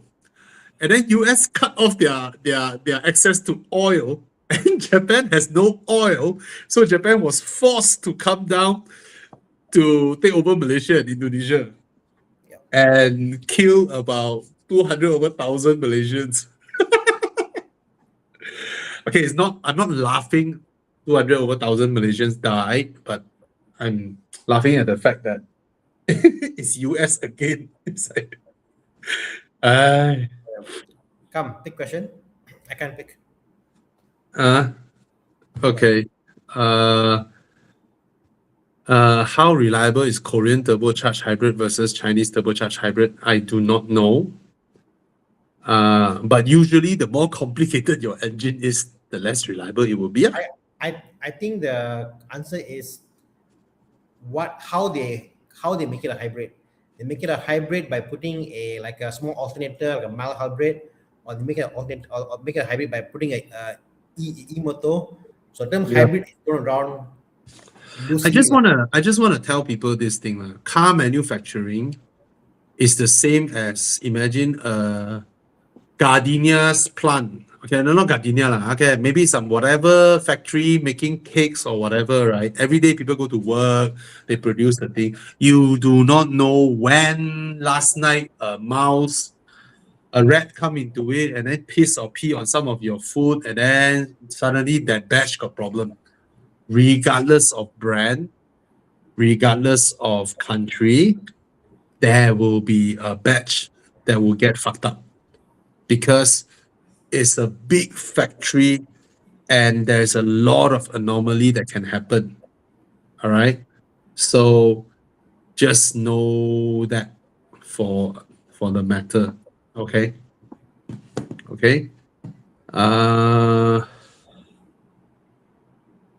Yep. Every time you get out of the car, you look at your car, then that's your enjoyment. That's where the value comes in. Right. I purposely repark my car now facing inwards, so every day come out see the car looking at me.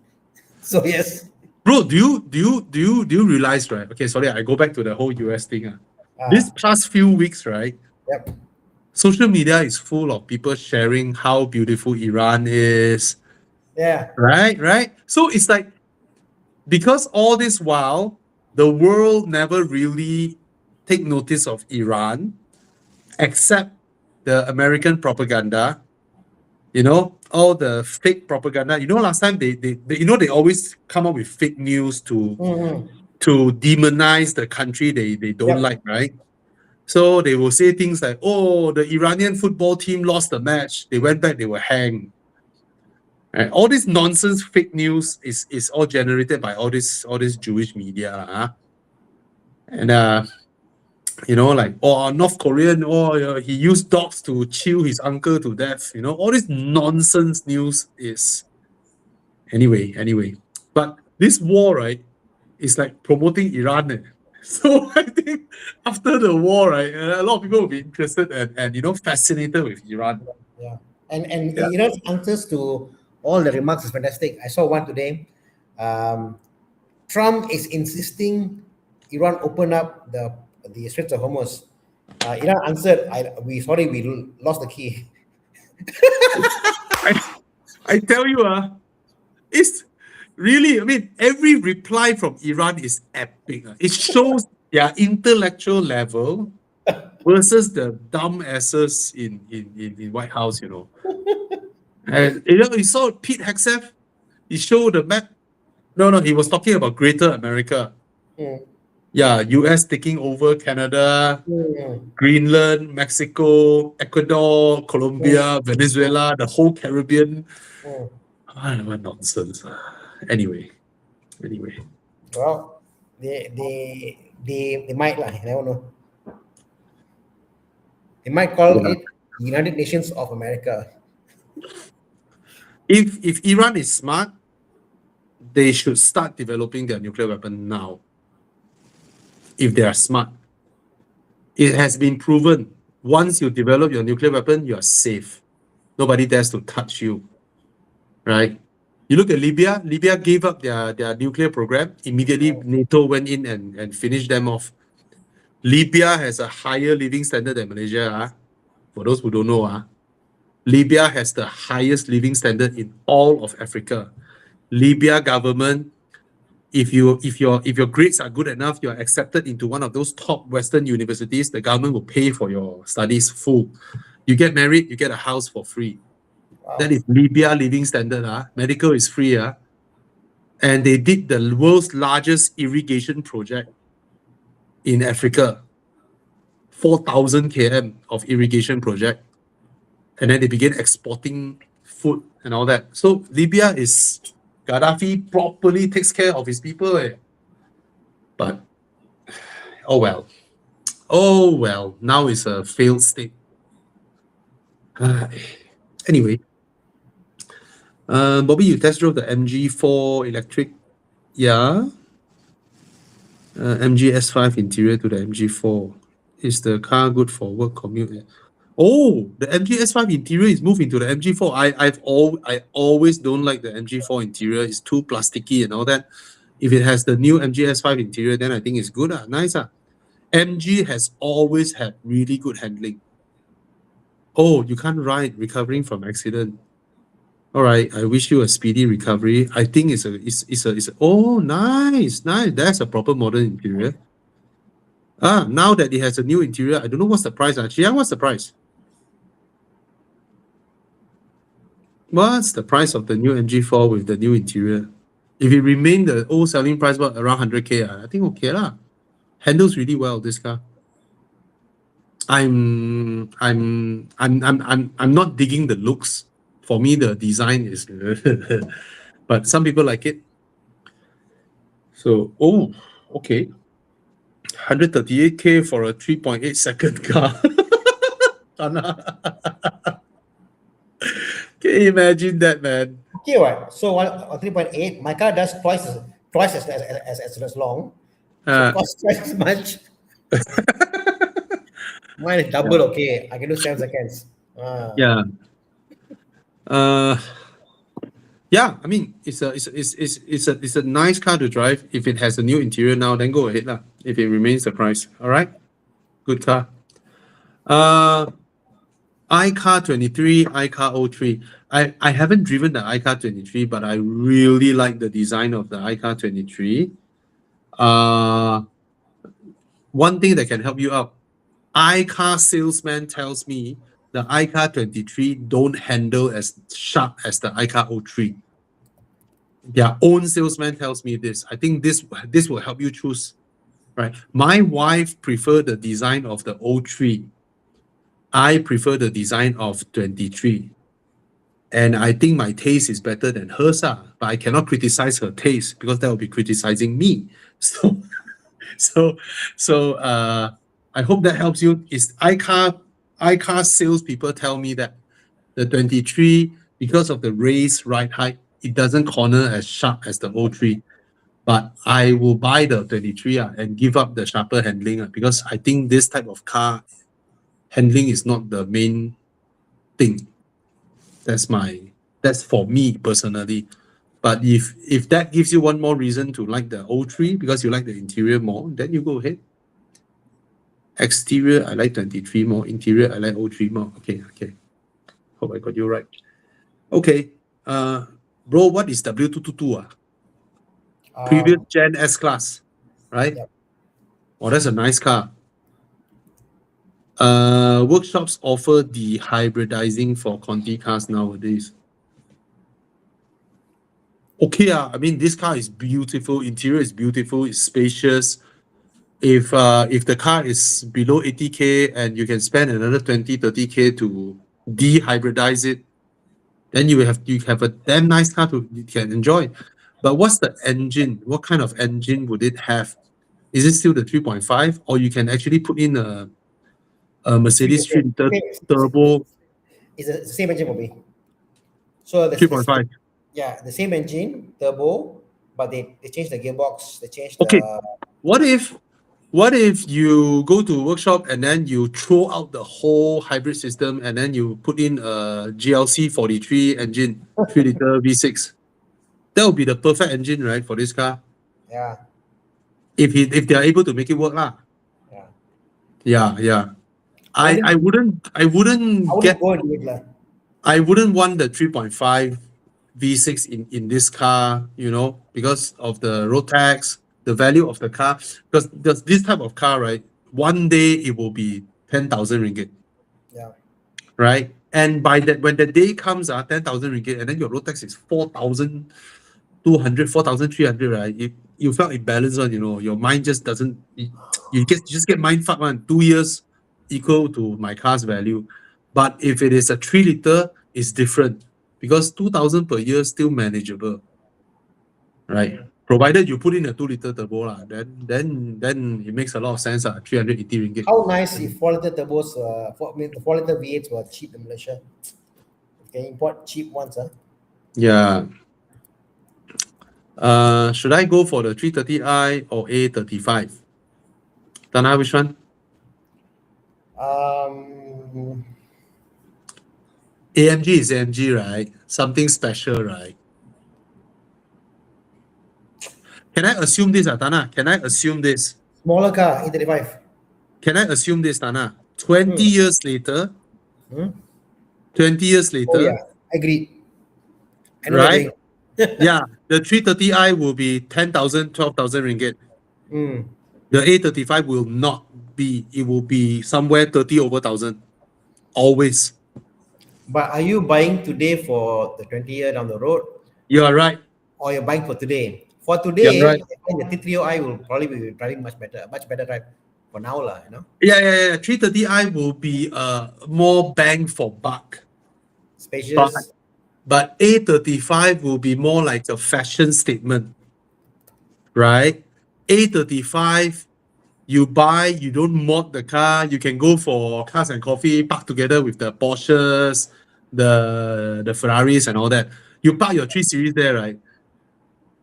You look more out of place in a cars and coffee environment, car guy environment, than the A35. So that is whether you are a car guy, you enjoy. The A35 looks good, I won't deny that fact. It looks good. Not only it looks good, it would be accepted into the car guy, car kind of thing, which the 330i is also, but 330i is more. There are way more non-car guys driving a 330i than the A35, right?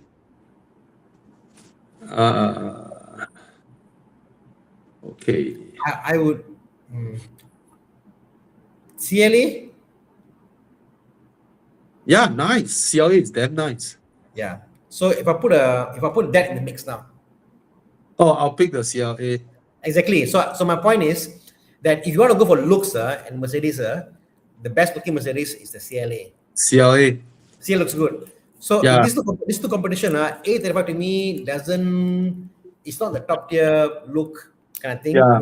There, any day. But put a CLA. CLA there, then like, CLA. Yeah, prettier than CLS. Yeah. Sorry. CLA looks good. Hey, bro, I go take my nose spray for a while. No problem. No problem. Chiang, help me pick question, Chiang. Next one, yeah, CLA.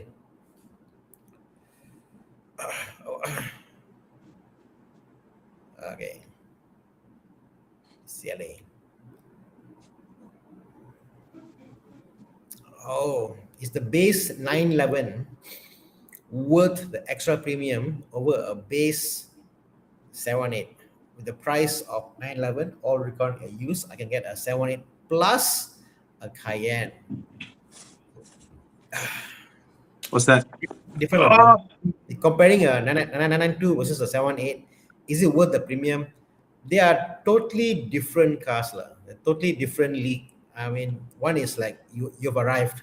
You come with 911, you've arrived. 718 is still like you're being a boy, having fun, going around, doing stuff, whatever. It's just a fun car, you know. But Yeah. 992 is like a proper car. You have arrived, lah. Okay, You can my question to Gray is, do you need the Cayenne? Yeah, if you don't need the Cayenne, honestly, I mean, for me, if I could afford a base 911, I've arrived at 992. Yeah. If you can afford it, bro, it means you've arrived. It shows, because for someone to afford a brand new 992, that means you are of certain person, your income level, whatever. It speaks a volume about who you are. Yeah. Yeah, it's different, bro. Yeah. Different. Said that, too many around. Porsches are everywhere. Everywhere. Yeah. Yeah. In fact, we went for the drive to Krabi. 80% of all the cars were all 991 and 992s. GT3, GT3 RS, GT3 Touring, Turbo S. Yeah. Malaysia is amazing, man. I mean, it has become the De facto. like I said, Porsches are the safest choice, safest way to look dangerous. There's a saying in the Porsche Club group. They said, "Oh, you are going here the fuel, here the place." They say, "Don't worry, we're not Friday Owners Club. We are Porsche Club. You can go anywhere. They'll go come back, no issue one." So yeah, it's a very liable car to go and do stuff, go long distance driving. No problem, I know.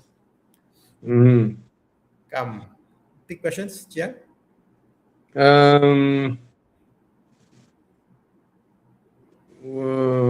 Zeekr 7X or iX1 7X lah for me. What car against the iX1, the EV, would you say, okay, I'll get the iX1? Wow! Price, must look at the price, value, all that. What car, like, compare, like, I'll get this car over the iX1. Wait. I will iX1 get the iX1 over the other car, is it? Yes. GLA lor, the EQ, what EQ? Are you serious? No, I said that if you compare the EQ GLA versus the iX1, I will pick the iX1. Oh, okay, understand, correct. Isn't that your question? Agreed. Yeah, That's your question, right? Yeah, correct. That's right. Yeah. It's very hard to find a car that you buy the iX1 over the car, but you're right. If GLA is in the mixer, yeah. And by all means, the iX1 is not a bad car. It's a good car. Correct. It's a good car. It's just that pricing. It is a lot more expensive than what the Chinese are offering. But then again, it's not a crazy price. BMW is not asking for a crazy price. You're right, lah. And it's acceptable. It drives well. It has a good enough interior for its segment. It's good looking. It's not as flimsily built as the X3.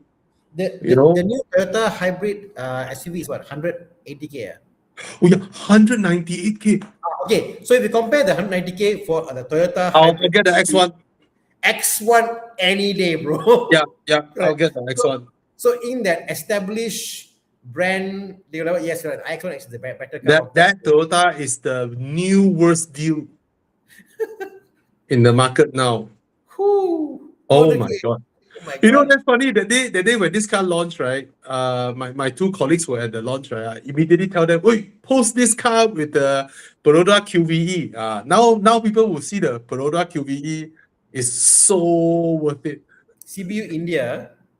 Yeah, the Baroda one is 100,000 cheaper. How did the Suzuki get involved with Toyota with this, sir? Japanese car maker being Japanese car maker. You know, you go Japan, right? Damn funny one, you know.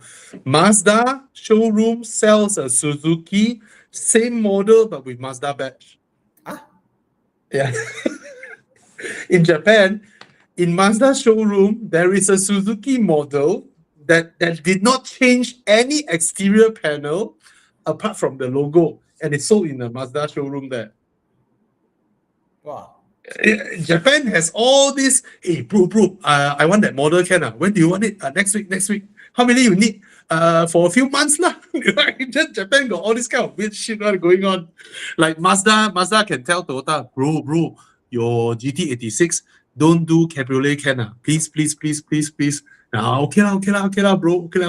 But Japan car makers, they have all these things on going on. You know, that's funny one. It's not a van. It's another model that I don't know what model it is, Chiang, but I saw it in Hiroshima when I was in Hiroshima. Hiroshima is Mazda's hometown, and I have no idea whether that model is available across the whole Japan. Yes, exactly this one. It looks exactly the same as the Suzuki one, but it's a Mazda badge. Well, Chiang, you are the god of Googling. What car did you see in Hiroshima? Yeah. I don't know how he searched this, but yeah, that's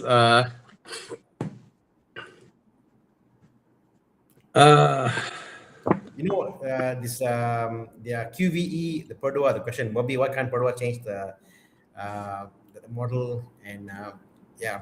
But one the thing problem is yeah. the problem is if Baroda do pay per use KM, people will ask, why don't you do a monthly unlimited mileage? You get what I mean or not? Yeah. So I think Baroda did it because I know a lot of people are like, wow, Baroda, you're doing this. It's actually 116,000 or 117,000. Imagine this, Baroda's core customers. How many of them can qualify for a car loan that is 116,000 versus 80? Right? 80K, a lot of people can get their loan approved. 116, I tell you, 80%, 90% of the people will be out of their loan approval pool. So that's the reason they do this leasing program. The question is, when you go for the 80K loan, the monthly amount that you pay for the battery or subscription model, whatever, is that part of the loan? No. So it doesn't come under your securities lah. It No. comes under your service Yeah. fee lah. Yeah. That's smart lah. That is smart. It's your equivalent to your co-way at home. That's good. Because then, Right. in that way, if you think about it, Perdua has given you a way to qualify for more than you can afford. Yeah. Which is bad. And guys, taking a monthly subscription for your battery is a way smarter move than giving monthly subscription for stupid co-way tilam, co-way massage seat, co-way air purifier, you know, because those are what that really takes your money away for no reason at all. You shouldn't pay monthly subscription for tilam, right? You shouldn't pay monthly subscription for a stupid air purifier. It doesn't make sense. Right? So that's the thing. I really do think that Baroda is sincere. Even though Baroda hates me, I'm a fair person. Okay, I don't know anybody in there now. I don't know how many years they didn't talk to me. I don't care also, but I really felt that it's a sincere gesture to help more people to buy in. Just that timing law, and Yeah, that's all I want to say. I haven't driven the car. I don't know how good it is, but at least the design looks good, lah. Yeah. Right? It's not like, oh, you pay 60K. I don't know what's the price at 80K at that car. I don't understand why all the 60K EVs must look cute. And yeah, the Baroda one actually looks good. Okay, 80K. 275 or 300 ringgit per month lah, the fee, yeah. Huh? 80K on loan and 300 for the battery fee per month. Yeah, which is not cheap actually. 300 per month. Mm. Or because you service your loan is by 1,000 plus, and then 80K is 1,000 plus, right? Your monthly installment. Yeah. And plus another 300. Not cheap also. So I don't know lah. Okay. Well, there's a reason the market don't accept it. Then don't accept it, or no choice. Maybe what they should have done is, Bobby, Yeah. is that go a different way. Market towards corporate customers, because the 300 per month, you can write off 100% in a year for a company. Correct? But what do you pay for installment? You got to cover over 5 years as your capital asset depreciation, you know. So on the other way, we more for corporate customers. I will happily tell my staff the 300 ringgit subscription bill under company, right? Then I pay him a salary where he pay tax to qualify for the loan for the 116K Baroda. Correct. Yeah. So maybe it's how they package it. Yeah. Siva Balan, if the car is not too old, go ahead. It's considered very mature already, this platform. You know. So if it's not too old, go ahead. Ashraf says business opportunity for you. Propose Perdua, set up batteries. They're already doing it, what? Yeah. Well, it's hard to come out of it. Like maybe if you say make it, let's say make it unlimited, and you tie up with Grab. So they would call all the Grab cars now use QVE. That makes sense if you ask me. All the Grab fleet convert. The problem with doing ride-hailing, right, is that when your battery runs out, right, you will have a lot of opportunity costs when you're charging the car.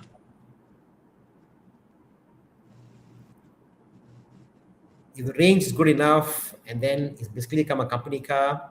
Yeah. Whereby, I mean, the way I see Bobby is, you don't own the cars. Let's say Grab has got hubs. So you use the car, come back, return the car, take another car, go out. So let's say I'm a company. Let's say I'm called Horizon, and I set up. I buy 20 EV cars. I got 15 drivers. They go out and they come back. You know. So when I was in Paris, right, I saw. I don't know whether that company died already or not, lah. They make this really, really, really, really cheap EVs where you have a subscription. You can drive this car until where you just drop it there, just leave it, and then you hop in another one, then you continue your journey. I tell you, that car, right, it's not even painted. Basic. The plastic of that car, the whole exterior shell is plastic. The plastic is literally tong sampah plastic, I tell you. No joke. It's the same plastic. No, it's even worse than this, Chiang. Low speed. Try your best. Yeah, I'm not sure if that company is still around, because when I went to Paris that time, it was 2012. So I saw this plastic tong sampah EV car. It's like those DBKL green color tong sampah, that kind of plastic, but it's black color lah. The whole car is black color. It's you just subscribe a service, and then you just drop the car wherever it is, then plug it in, and then you go another place. Go about your day. Like I was in Bordeaux in 2016. All the electric bicycles back then itself very popular. It's just the way they go. They just drop it anywhere they want to go, and they come out. It's amazing how Europe lose out to the whole EV game to China when they are so early in adopting. Yeah. Okay. Omoda C9 PHEV, the system is so complex. Is it proven reliable? Not sure. It's so new. Okay, not sure. Harish Khanna asked a few times again. He's a fan of the content. Want to study automotive engineering soon. What's the Yeah. biggest reality check working in this industry? Wow. What's the biggest reality check? For me, I think I get a lot of interns coming in, working my shop and stuff. I think they forget to think about why certain things are done a certain way. When they look at like for example the QVE, how they done things, why did they do that? They got to think about rationale behind it. Or let's say BMW made the engine this way, why they did that. So I think you got to look at it from point of view of curiosity and understand the reason. Don't hate certain things. You can't hate Mazda, can't hate Suzuki, don't hate anybody. Understand why they're doing this. Understand that, you're like, oh, I get it. You know, I have my curveball for you already. but Why BMW new X3 do the door panel thing? because I know why. Because they're trying to upsell their other products. They're trying to make sure they have got this range of products. They want to say, they want to differentiate. Some idiot there in marketing, because marketing 101, you learn about product differentiation. So they thought, wow, if I got more product differentiation, I can capture more market segment. Okay? But knowing in China, they don't care. They just make here, everything is there. Take what you want. So they are, Because it's an the- old marketing concept versus a new world. the X3 is such a big volume contributor to BMW. By right, they shouldn't fuck up this car. Of course, they didn't fuck it up because it still drives really nicely, yada, yada, yada.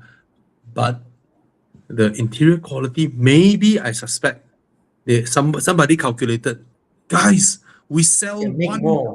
we sell 1.3 million of these cars every year. Imagine if we can save 2,000 per car on the interior. Yeah. Wow. Yeah, exactly. We Exactly. can save so much. We can have another profit of 2 billion. Yeah, exactly. In fact, BMW should have understood when they were failing in their EVs, the direction wasn't to create more market segments, was to reduce the number of cars they have. If they cut down, they would have probably made more money. Yeah, man. Yeah. But they're yeah, cutting down on the models. They're cancelling the 6 GT.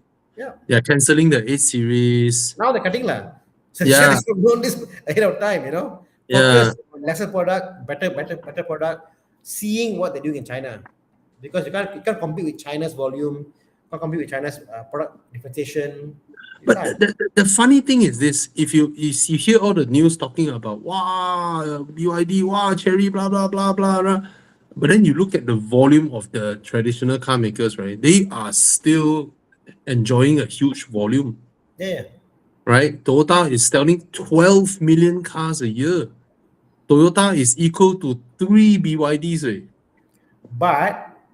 But Bobby, how many cars does Toyota have in their lineup? Yeah, huge number. So you look at that, Toyota making a loss.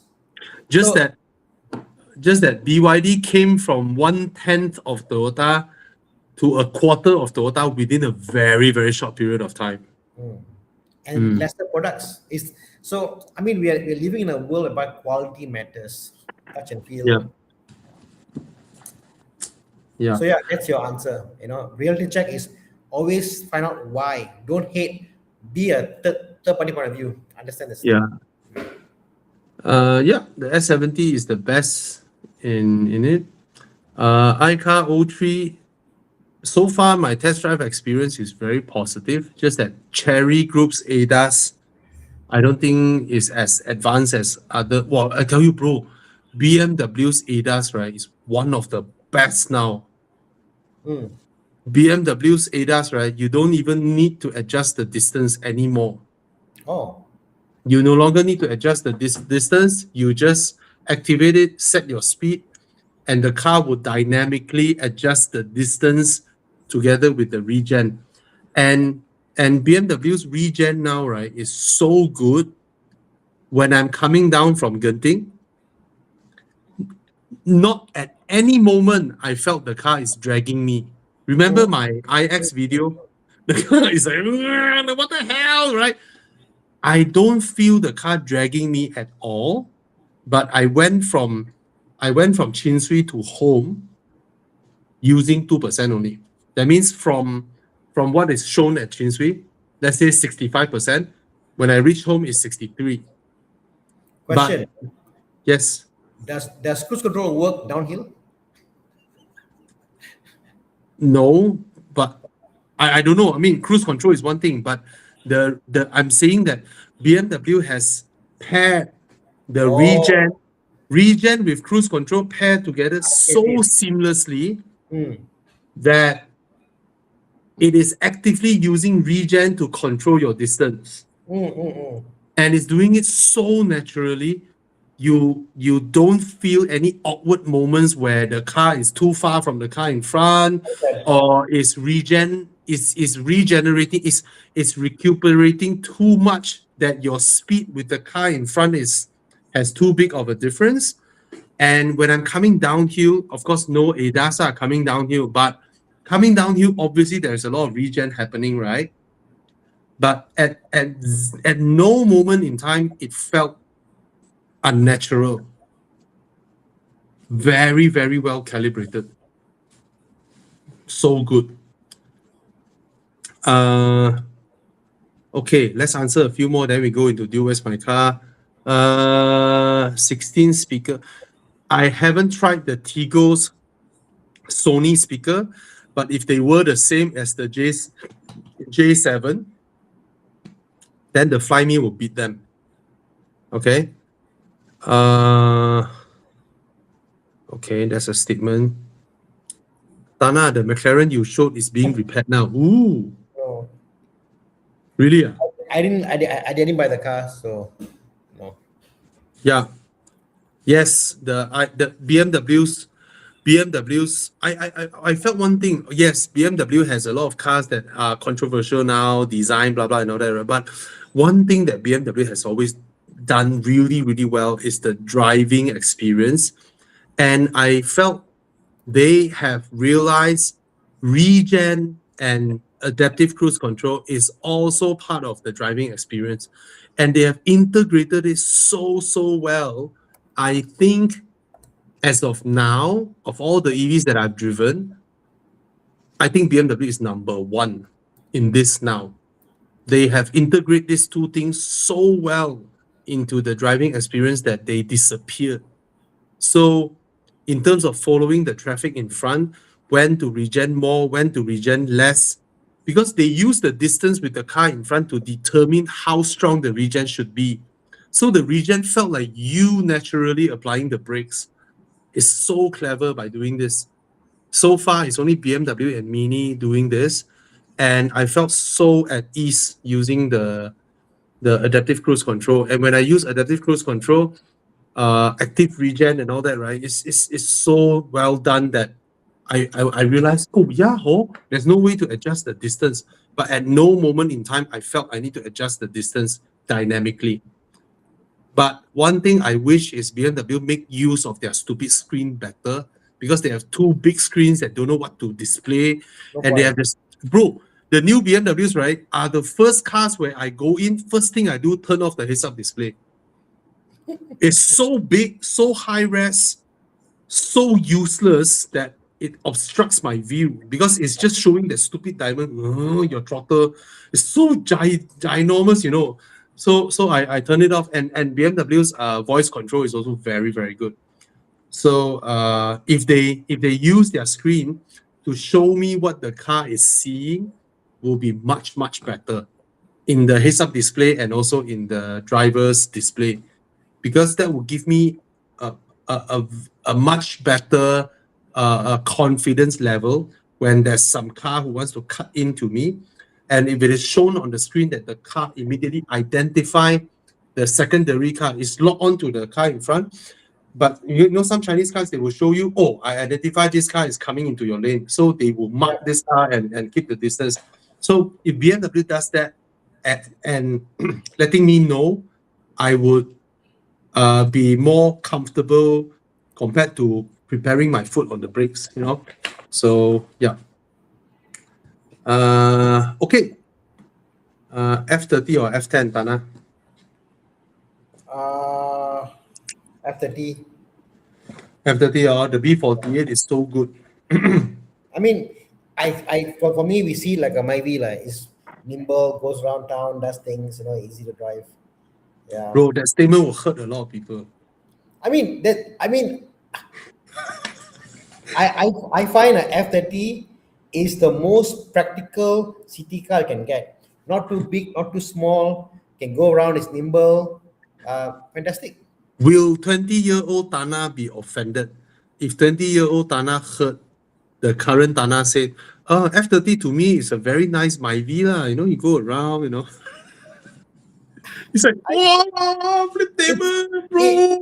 It's a much better city car than Myvi. Comfortable, fast, safe, and all that stuff. But in essence, like why like Mini? Is the fact you can go around, do stuff, whatever. So I think it has the essence of Yeah. you can cut around. I prefer driving the F30 over the F10. Yeah. F30 facelift has proper BMW dynamics. Yeah. F10, no. Yeah. N52 engine, is it reliable, Tana? Better than N53, yes. I mean, reliable, yes, but I mean, how do I say? It's good, like no issue, like no. But for the price you pay, you better go for turbo N55, N54, 54, 55. You know. Okay. E90 is cheap.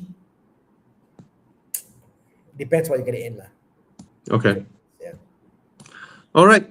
Chiang, let's go into Do Where's My Car. So we have 218 people here watching. If you're watching from our YouTubes, if you haven't subscribed to Tana, please subscribe to Tana. Give him a support. Look for Tana Krishnan on YouTube. Give him a like, subscribe.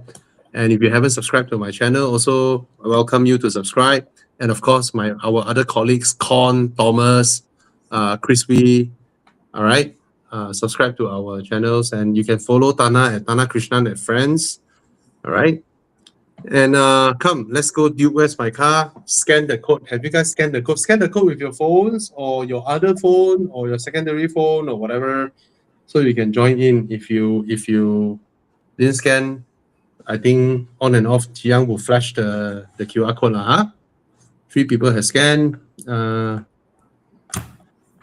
QBE approach was wrong and many people don't understand it. I think QBE is timing. When the car was being developed at time, most EVs are still about 150, 180K, 170K thereabouts. You know, the cheapest is just the BYD Dolphin 100K. Yeah. To think there'll be a sub 100K EV, wow, amazing. Yeah, because but that today, time the Dolphin is 100K. So to BYD, to Baroda, if they can do the QBE at 80K, they will have a comfortable, you know, buffer from the 100K Dolphin. So they will have a market. Mana Tao, the Ermas 5 came in at that price and totally evaporated that market lah. Okay. Okay, come. Let's start, Chiang. Let's start it. Wow. Is that an Italian or a Japanese? Japanese. 4AGE. Ooh. Okay. Wow, 40K. All right. AE70. You know, this car is like what, you know, from the back, is like everyone is like, wow, pretty good. Let's see the face. Hey. Wow. E30. Is that a 4-door or is it a 2-door? A 4-door. For the price point, it's a yeah. But this is a very expensive car. I mean, for this, I wouldn't price the 318 manual at 4.5. I would say it's a 30K car for the E30. Don't. Maybe one day the price will go back up,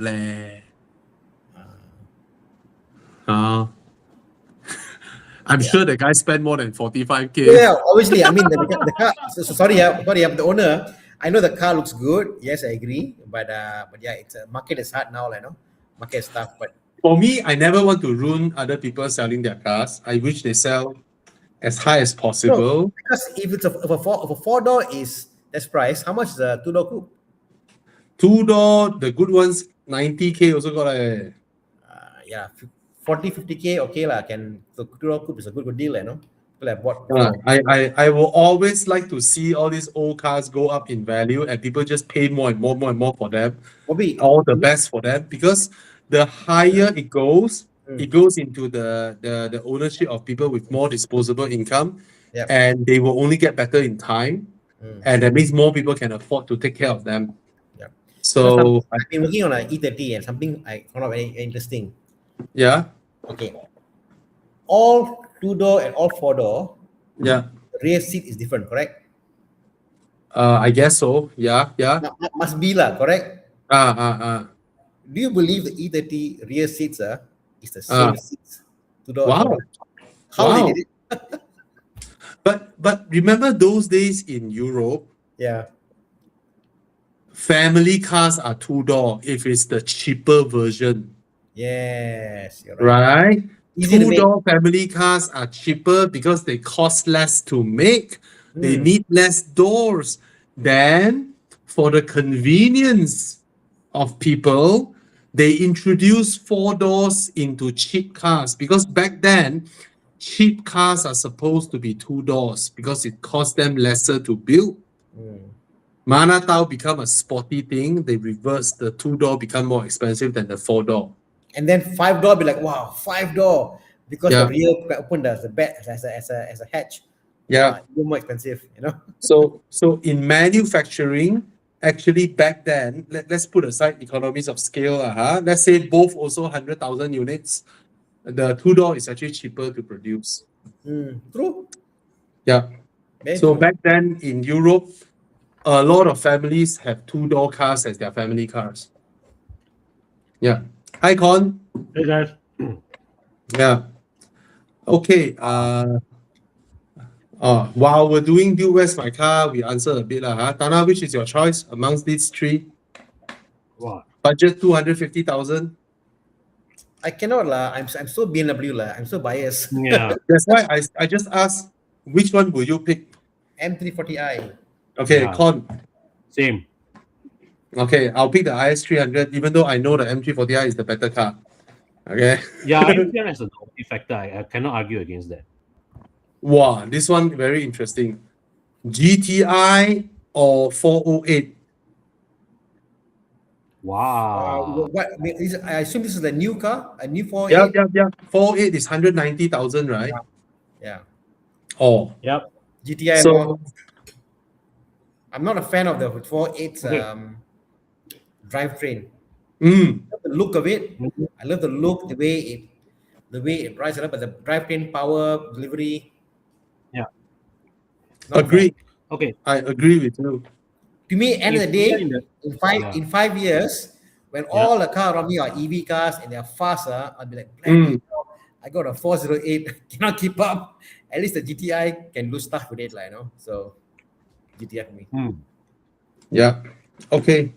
Come, Jiang, what's the result? And then we go to the next car. Continue. Just continue. Jiang, you don't pause for us. You just continue. Yeah, when we are answering questions, you don't pause for us. Yeah, just continue. So more people pick the 318i over the AE87. Ini apa? FJ Cruiser. Yeah. FJ Cruiser, the weird 4-liter V6. The largest 6-cylinder. Yeah. You know, Porsche got a lot of 4-liter 6-cylinder now. 100K still. Look at this. Wow. Resale It's, value king. A 4-liter. Guys, this car will hold its value. I just let you all know. This car will cost you nothing. You buy 100K, you sell 100K. Yeah. You just drive and drive and drive and drive.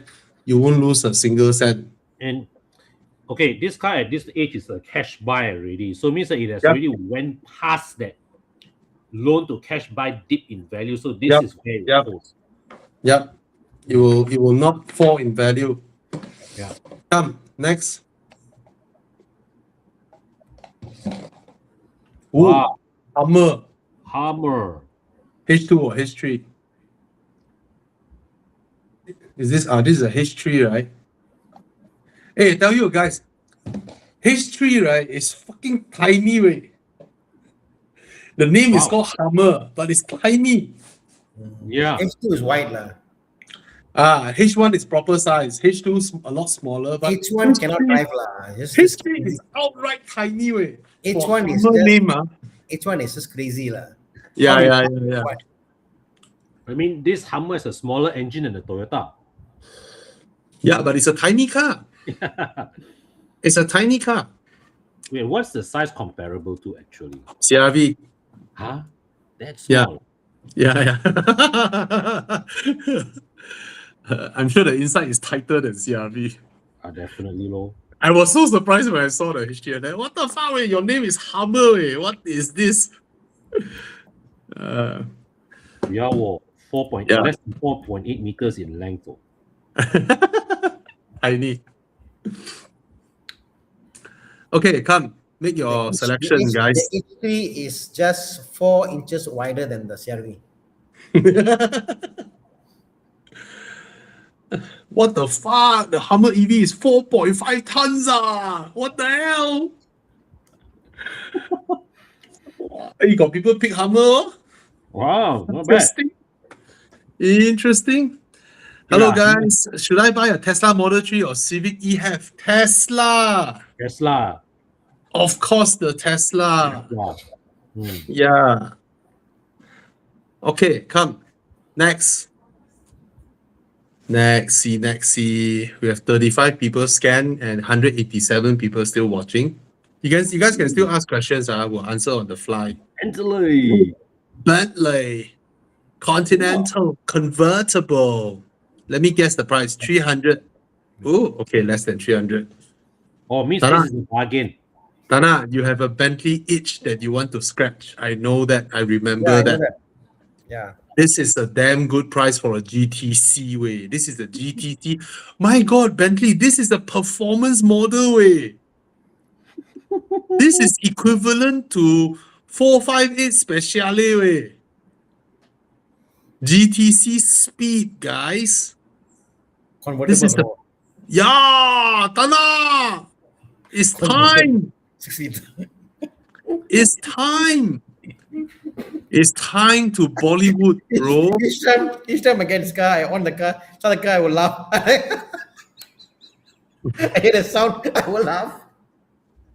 Why? I laugh. Don't stop. I see the rotang, I laugh. Every day I laugh. You see, for someone who sees a F30 as a Myvi, right? Only a Bentley GTC speed can make you laugh, right? You know what would be cool, Tana? You empty the petrol, right? And then you go and pump V-Power Racing. Pump full tank. Full to the brim. 3 clicks. Then see whether you can hit 600 ringgit. Sure can hit Fuel tank 600 ringgit. capacity. What's the fuel tank capacity? Yeah? Fuel tank capacity. Yeah. 90 liters. Okay, lah, not too bad. Oh! 90 liters. Anyone knows how much is V-Power Racing now? 7, is it? Should be, right? V-Power price. Racing Price Malaysia. 718. 7 ringgit 18 cent. Times by 90. 630 ringgit. Oh. Wow. So my highest record, Tana, my highest record is I pump my Aston and I managed to swipe my credit card 3 times.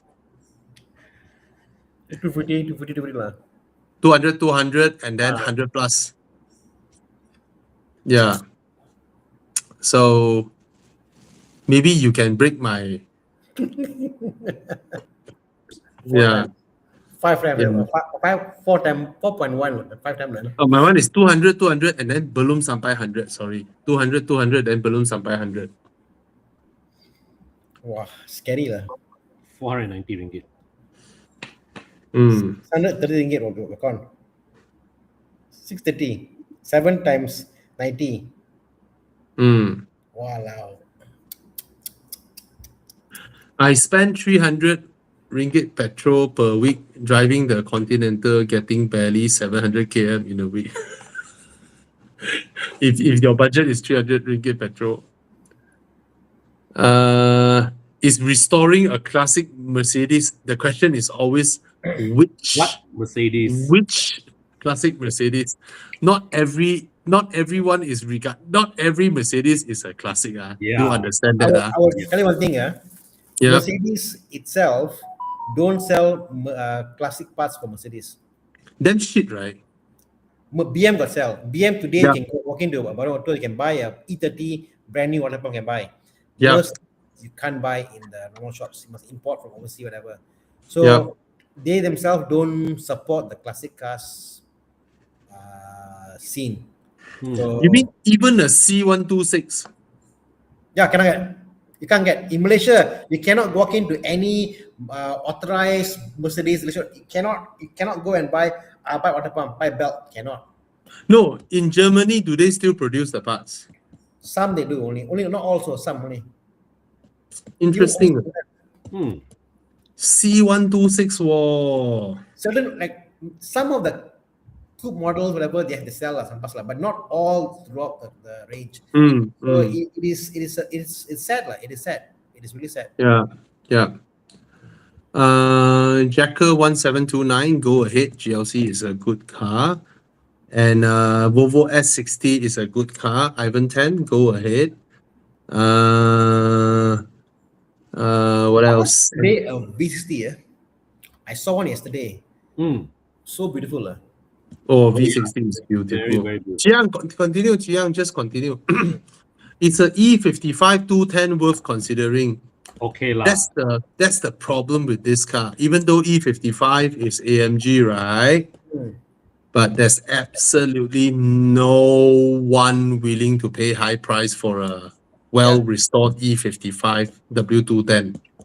Yeah. Nobody, basically I know nobody someone who wants. has one. He bought it. He just kept in storage. Yeah. He's got 210. He's got the 211. Yeah. But yeah, no value lah. Even if yours is the one with the Michael Schumacher signature, also, you won't do much. That's the problem. Mercedes, only the big two-door will have some form of appreciation. No, the neo-classic Mercedes somehow doesn't catch the enthusiast restoration. Yeah, they sort of stop at the W124 coupe, the C126 generation. Correct. And then after that, none of them have any classic worthiness. Yeah. Maybe it's because they went into the supercar category, with the SLR, with the SLS, and all the attention is there, not the lower rung one, not even the SLs. Yeah. Okay, Jaguar F-Type V8S convertible. Please, somebody buy this. Tana, this one or the Continental? Wow. I'll go to the Jaguar lah, honestly. Wow, this one's question. Jaguar. You know, Anand has the XCR. Who? Anand. Oh, Anand, our good friend Anand. Yeah, correct. So it's the Jaguar V8 lah. Beautiful. Very nice sound and worth every cent of road tax because of the sound. Yeah. So I have this belief that if all the European car makers wake up, right, like the AMG, the M, the RS, right, if they want people to continue be fascinated with their cars, they must go back to NA. Because the only reason where people will buy a combustion car in the future for passenger cars, I'm not talking about supercars, is the sound. Yep. If you turbocharge and hybridize it and you lost the sound, right, people will not feel fascinated with your cars. Yeah. They will feel that, I might as well get an EV Correct. since Yeah. you have no sound anyway. You know. I wonder, Kwan, Hmm? will there, within our lifetime, will we see an era whereby people take EV cars and they Mhm. modify it to give you a manual gearbox, to give you speakers around the car, to give vibration, to give the V8 sound. They try their best to make a EV car feel like clunky and I think I think Hyundai doing it, right?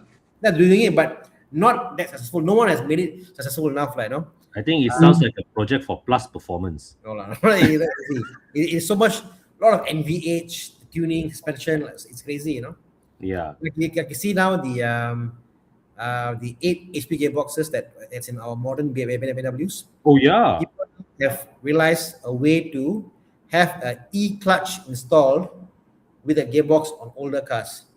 Yeah. So it's- you got an electric clutch with modern gearbox, yeah, man. Toyota people are- also have a concept. Toyota also have a manual transmission for EV cars. Hmm? Toyota also doing some the concept lah. Hmm. But manual shifting EV. Yeah. Yeah. So I don't know, man. This is I don't think that's the whole point. They don't get it. They really don't get it. It's all about they must do manual, plus they must induce vibration on your foot Yeah. pedal. All that must be there. It's just not it's manual. It's everything. It's Everything is It's feeling, the- steering. I think a big part of driving manual, right? The fun, right? It's not just shifting into gear. Mm. It's the in between of you controlling the clutch pedal. yes. Yes. Pedals. It's the You know? whole, it's a whole body movement thing. Yeah, and it's a very authentic experience that matters. It's not emulating it. When you know it's fake, Yeah. right? True. But Yeah. the point is, how far in the future or in the lifetime can they do that? I mean, technology is there. Like, will they come to a point where they can emulate that? I'm sure they can. Somebody is already doing it right, trying to do it right now. It'd be very hard because it's more about emotion than actual science data about acceleration, braking. Yeah. It's not that it's about emotion, no. How do Yeah. you So actually you can't fake that. Yeah. You can't replicate that. So like what Bobby says is right. If you want to go, sometimes certain things, right, you probably want to like actually, okay, you just either have an EV and treat the car like a pure white good, or you have like a proper ICE NA manual transmission where you really get the whole So feel. case to point, in let's say 10 years Mm, or let's say 20 years, I can foresee there will still be V8s in the Yeah. market for maybe for a Ferrari, maybe the high-end cars, but I can still foresee in 20 years they're still making what I call ICE cars in the world. Oh yeah, I mean ICE is there's still a long way to go lah. We still have a long way to go with ICE. mm. Yes. The only way to make that engagement feel real is if they intentionally design an electric motor that maxes out at only 10,000 RPM with a giant flywheel that is so heavy to spin up, and then it needs the coupling and decoupling of a mechanical clutch from an actual manual transmission to Yeah. clutch and declutch, right? Because you can never clutch and declutch at 22,000 RPM. Okay, Motor.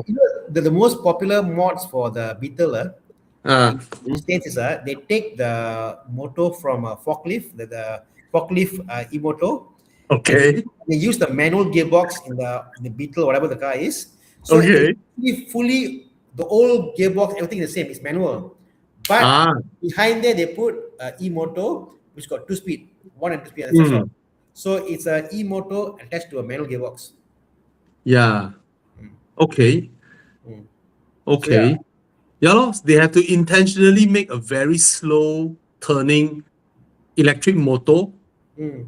and then it is the reduction gears, the gears from the gearbox that allows the wheels to spin faster. Correct. It's Ah, all the rear diff, it's all the gearbox, ah, all the gearing. yeah.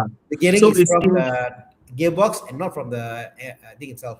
yeah, so it's intentionally making a way lesser efficient electric motor. Correct. Forklift Yeah. motors, Bobby. Forklift Oh, yeah. electric motors. That's what they do. Very interesting. Mm. Okay, so the Jaguar beats the Bentley Continental GTC. Any day, man. Any day. Like, Yeah. The sound is so unique. Round 4. Oh, AMR. AMR. Wow, this would be tough to beat. That's a bargain. Six manual shifters are more. 738,000 This is- AMR. This is hard to top, man. I'm curious to see what Chiang is. Bobby, this price is after tax. After tax, Wow, that's a good deal actually. very good deal. Very good deal, man. Yeah. And then the next car is a Ferrari. Well, what Speciale. manual Ferrari? Speciale. Eh, no war. Wow, lagi hardcore McLaren. Spider some more. LT some more. Ah. Spider some more.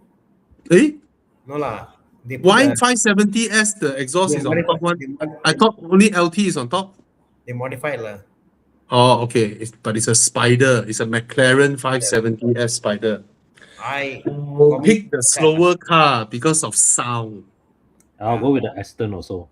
one car But is McLaren, one but car is McLaren is one of those. McLaren is one of those turbocharged cars with proper sound. Yeah. But the Aston will sound better. Aston is a manual gearbox. The Aston is more And rare. the Aston is also 5 streets behind, slower. You will never be as fast as the turbocharged 3.8. You know. Yeah. My heart is to Aston. Yeah. I'll go with sound anytime I'll go with the Aston also. compared to speed. But driving experience, I cannot fight the McLaren. Huh? Aston can never fight McLaren. I mean, you look at it in terms of the all the measurable numbers, the McLaren will have the Aston beat flat. I wonder how many AMR was ever made in the world. Don't know. Shouldn't be a lot. But they have the AMR V12, they have the AMR V8. The real collectible is the V12. But I think V8 is more authentic because this car is designed for the Ah. V8. It's not designed for the V12. The Aston Martin V8 vintage AMR only 200 in the world. 200. Oh. Okay, Oh. that's rare. But then they have a lot of edition now. They have GT8, GT12. Aye. Then they have the Nürburgring edition. Yeah. Okay. Okay. Buying a car I'm buying a car which is no longer in production. How's that? Mm. Like But kind the of- paint on this car is gorgeous. I tell you, this color is beautiful, man. On the AMR, gorgeous, gorgeous car. 738K bargain. manual. Yeah, and this engine sounds epic, but then cannot fight. It's so slow now. Compared to modern cars.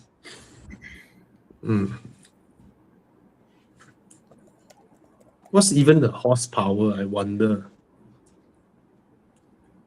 Wow. AMR V8. 430. Oh my god. Oh my god. For a 4.7, 430 horsepower. Engine from where? That's not. Their own engine. What is it, huh? Not The VH generation is all their own engine. Oh. Yeah. Mike, yeah, this is a tough choice, man. Oi. Yeah, because for Mike, he overdosed with Aston already. Yeah, his shop every day will vanquish lah, repeat lah. He can become the new SC for Aston already. Yeah.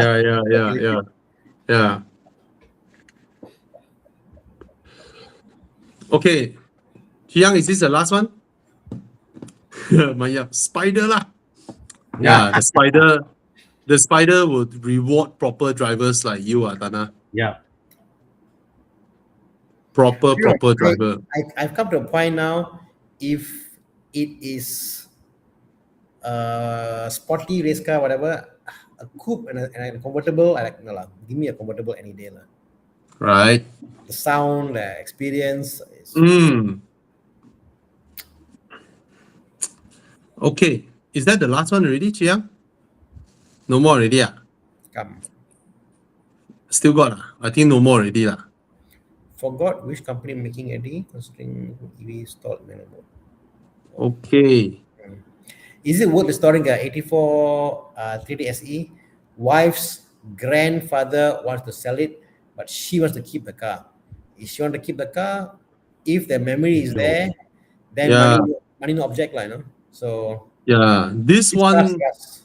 This one is something. I mean, if your wife wants to restore it, go ahead. Because this car, when you want to sell that time, can find buyer and easily. All right. Yeah. Yeah. Just maybe not for the price you wanted lah. Yeah. But You will if it is never the two-door version, yo. Yeah. If it You is will the never two-door recover. version, You'll never recover what you pay for the car. Yeah. Just remember that. You'll never. But you will recover some. this one, the used car value, what, 50K? No lah, not 50 lah. But they are all over. They're actually quite cheap. I mean, one that is like decent, In this proper condition, lah. Because the two-door easily 150. are there? Oh my God. These are 300s. So yeah, it can range from 15. Yeah, 30 is already hard sell already. Mm. They're very cheap, Bobby. I mean, actual selling price are very cheap, Mm. and they rust a lot. What But- is the Estima Erasa? Yeah, That's the first estimate. this is like the 2000 early 204, is it 204 around there, right? 204 to early Oh my God. 2000, you know? Oh Oh, no no, lah, this this is Third gen estimate. throwing some money to make it comfy for family ride, sound Yeah. insulation, interior upgrade. Simple car to work on. Nothing much. It's basically like a Camry lah, Camry engine. Yeah. This generation no longer mid-engine, right? No. This is a very, very straightforward. Straightforward. It's a very easy car to work on lah. Easy car to work on. easy Only to the repair. first gen is mid-engine, right? Correct. Mm. I think it's mid-engine, supercharged, and all-wheel drive some more also. Yeah. Supercar basically. I remember some people asking, what car is mid-engine, supercharged, and 7-seater? What the fuck? Rear-wheel drive, mid-engine, supercharged, 7-seater. Mm. my brother-in-law had this Estima before, so yeah, it's comfortable to drive, not much headache. Why not? You know, it's cheap enough. Yeah, it's modern enough to be easy to take care of. So go ahead. Yeah. That's the smart choice in this time and age. You know, to just take care of your old car. I Yeah. really don't understand people. You know, I'm not someone who keep encouraging people to buy cars. In fact, I will encourage people to take care of your current car. Correct. And the only reason why we are doing this like buying guide is because we hate to know people bought the wrong car. It's only when you bought the wrong car that you feel like selling it in 2-3 years' time. And when you sell a car in 2-3 years, right, you will always lose a lot of money, right? But if you bought the correct car, you can easily own the car 6, 7, 10, 11 years, right? And when you own a car above 6, 7 years, you will always be in the positive. Yeah. No matter how bad the value of that car is, you will always almost be in positive, provided your car is too expensive lah, Yeah. right? So that's why we do this show, because we hate seeing people bought the wrong car. That's why when people ask us cars, right, we will sometimes ask, are you married? Are you not married? You know, do you have kids? Do you not have kids? How old are you? What's your previous car and all that? All right. Okay, so the last question, gang makan nasi lemak, just get what your heart wanted. Yeah. Because Oh, if you follow your brain, every time you see the car your heart desired, you will feel bad. So always go for the car that your heart wanted compared to your brain. All right. Honestly, always stop deciding between GT or GR86. If you can afford the GR86, it's way nicer than the GT. Yeah. To be honest, it's way Yeah. nicer, and you can take loan. GT cannot take loan anymore. Okay. GR is phenomenal. GR Uh, manual is yeah, phenomenal. GR is phenomenal. Yeah. If today I was buying a brand new car and it said, Tana, what if new GR86 versus, let's say, Cayman 981? Yeah. I think for a while I said, although it's a Porsche, I might buy the GR86. Mm. You know? Okay, Mazda 91. May I know what's the reason you want to sell the... Now, Baroda is an anomaly from what we said just now because Baroda have very high resale value. Yeah. Right? But what's the reason you want to sell the car so fast? And 2017 X1 Con is the second gen X1, right? The second gen X1. So it's Which is okay, but okay. This car is 9 years old. yeah. Yeah. And it's the 1.5 liter. Is it the 3-port? No, you have a choice between the one. No, this time didn't have 3-port yet. Okay. This time only 2.0. But it's It's still still the a N52. B48. Oh, B48 already, yeah. B48. But the maintenance regime will be different compared to Ativa, right? You know, you definitely have to be ready to refresh the cooling system at this age for sure. For sure. But it's a good reliable. car. It's a good car. It's a good BMW. Yeah. You have to understand you cannot. It's no way in hell you can maintain this car the same way you maintain the Ativa. Correct. But in my opinion, a good car is also a car that handles well. You know. So up to you. If you're Baroda, you don't lose much money. If you don't lose a lot, if you're still positive with the banks, then go ahead, if you feel like it. Because the X1 is not a bad car at all. Yeah. That's a good battery, 38,000 only, boy. What's that? The X1 is only 38,000. Should we check how much is the value for a 2023 Ativa? I have a suspicion you won't be in positive, but I don't know because Baroda is a fucking anomaly. You are actually 2020. positive. 2023, I'm seeing one for 58 for. Yeah, he is actually getting money out of me. Sure, 3 years only. Wow, the car costs a lot. The car costs what? 70K? Now the car is worth for 45 and that's 38K. The BM is cheaper. I know, but when you sell the Ativa at 45, I suspect you need to top up some money. You owe the bank more than 45. That's what Bobby's saying. Yeah, you should owe the bank more than 45, right? Because when the car was new, how much was it? 60, 70? 70 plus. Because there was a 10K gap from the Myvi, what? 73,400 high spec. No way, unless they put a high down payment. Yeah, unless Mazda, unless you are in the positive then you can go ahead. But if you are in the negative, then they applied. Cash, sell. Okay, sell. Okay, lor. Sell. Yeah. It's a safer, oh my god! It's a safer car, better car. Yes, you're right. I mean, Ativa isn't a safe car. I find it's a bit flimsy. You can actually, I think, right, if that's the case, you can walk into a used car dealer with an X1, right, and then you just straight swap. Yeah. Or you won't get money back. Then can I suggest her to look for a newer X1? Yeah, newer unit lah. Right? You pressure the dealer. You look for an X1 that is newer. Yeah. I tell you, because X1 will sell slower.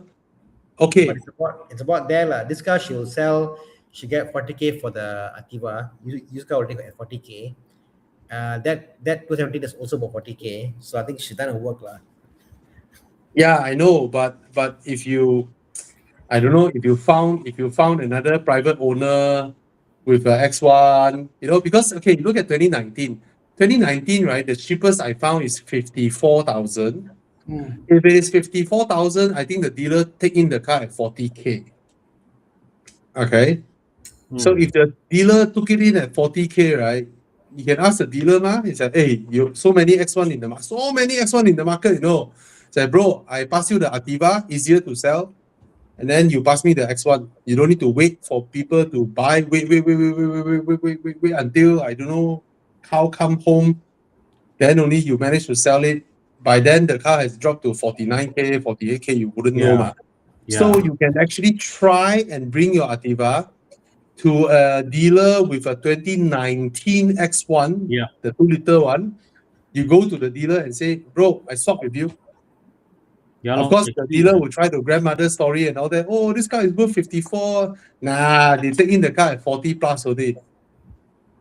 Right? They always have a 10K plus margin. So you just tell him, Activa easier to sell. Whole value. Your X1, you wait until next year, how much already? So you can actually do that trade and get a 2019. Try lor. Because the 2 years do make a difference in terms of the things aging in the car and all that lah. You see, that's what people watch video. When was the last time I have skepticism on Model 3? Can you tell me which video, which statement? It's very amazing when people watch the same video, right? They have a different memory in their mind because of what they felt when they watched that video. Mandela effect. No, it's serious. When did I have skepticism on Model 3? I think they confused about the interior, right? Versus the car. You must learn to catch and mind you, some people are totally fine with the bare look of Tesla. The IKEA interior. Some people who are used to luxury cars, like Bobby, myself, whatever, we want nice, luxurious interior.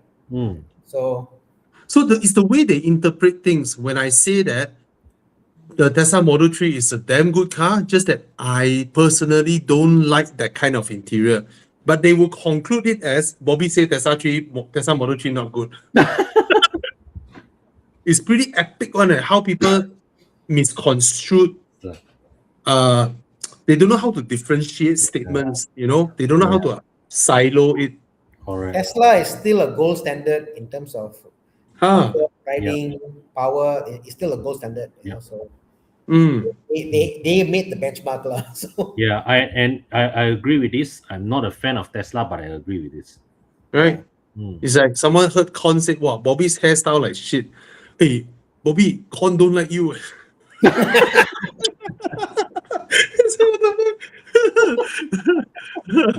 Con always talk shit about you. Huh? Oh. Yeah, okay, anyway, just for city driving in Penang, you get the which BMW are you talking about? You're talking about Sea Lion. Yeah. And then you say BMW, but which BMW? i4, iX1. Yeah. So IC BMW is not really. Make up your mind. Yeah.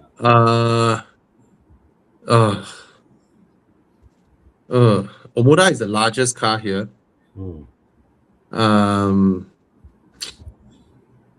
I want to like the CX-60. I think the CX-60 drives the best here lah.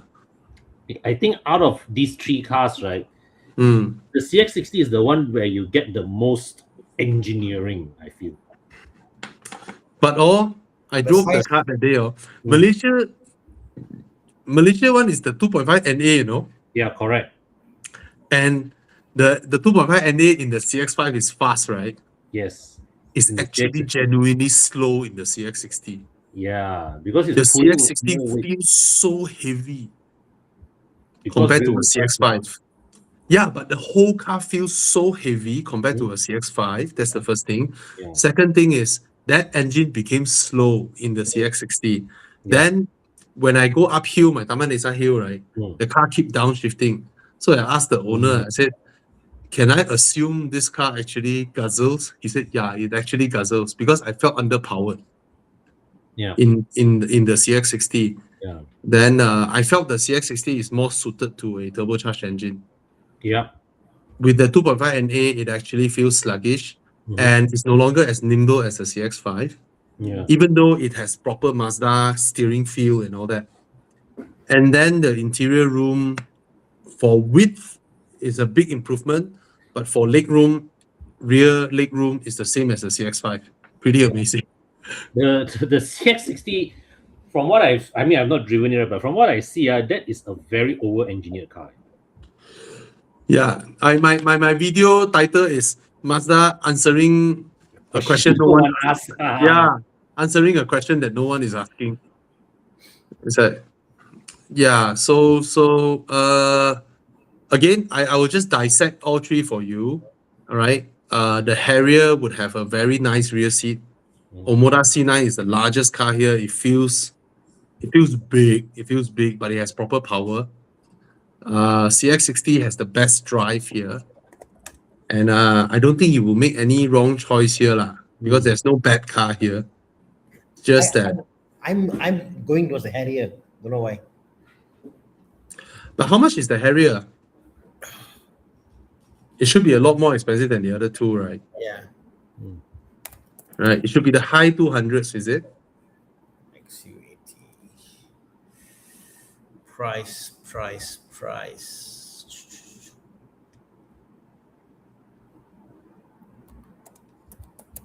289.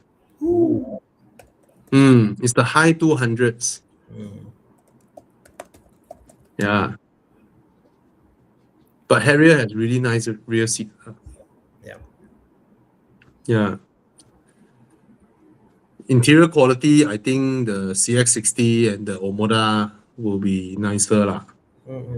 Oh, but Toyota is Toyota at the end of the day. Yeah. It's really funny that this is the CX60 is the right car for the 2.5 turbo, and that's the one where they don't put the engine inside. Other markets have. I think in Malaysia, if they bring in that engine, right, after the tax structure and all that, right, it will be inching close to 300k. Oh, Yeah. so Because what's of a Recon Harrier is 150. Oh my God, Recon Harrier 150. Wow, then you get Recon lah. Just buy it's a Toyota, you don't need the warranty. It will drive well enough. Yeah. Yeah. It will be reliable drivetrain. Okay, we have the answer already. Buy the Harrier but Recon and save 100,000, save 150,000. Leonard say can get 130 some more. Oh my God. Yeah. Get the Harrier and buy Recon. You don't have to buy new because it's a Toyota. It's so reliable. You don't need the warranty. Yeah. Okay. Wow. This question, Adrian. Which FL5, GR86 or 991.1? Huh? Which would you guys go for? Or not buying, is it? I will go for 991 low if you put it like that. If it is purely because the car I actually like the GR86. But if someone giving me a car for free, of course, 491 lah. No, if you have to come up money and buy, Tana. If it's my own money to buy at the various price points, whatever, my own money, GR86. Okay. If free means I'll go for 991. And the funny thing is, amongst all these three cars, the fastest one is the one with the smallest engine, front-wheel drive, 4-door family car. Yeah. That's the fastest car here. Yeah. You will tap out the other two. Easy. Yeah, easily tap out them. Yeah. The GR left such an impression on me. Oh yeah, man, the GR is amazing. The GR is amazing. JQ J8, yeah, it's a better deal compared to the CX60, the Harrier, and the Omoda. Yeah, because it's a 7-seater. It's a big car, but it's I've driven it briefly. It's that kind of feeling is when you drive a 3 Series versus a 3 Series long wheelbase, if you understand what I mean. You can feel that that car was engineered for a shorter wheelbase, then they extended it. Right, same goes with the way the CX-8 drives versus a CX-5. Currently looking at J7 PHEV, Haval H6 is the worst car here, even though it's very handsome. But in terms of the drive, in terms of the drivetrain, everything, it loses out to all the others. Haval H6 only looks good and looks big, but it's tight on the inside. Interior is actually tight, even though exterior is big. Then drivetrain wise, it's actually very old hybrid tech. It's incomparable to all the modern ones. And then the screen also very slow. So it's a lower tech product. Yeah. So the others are much better choice. Okay.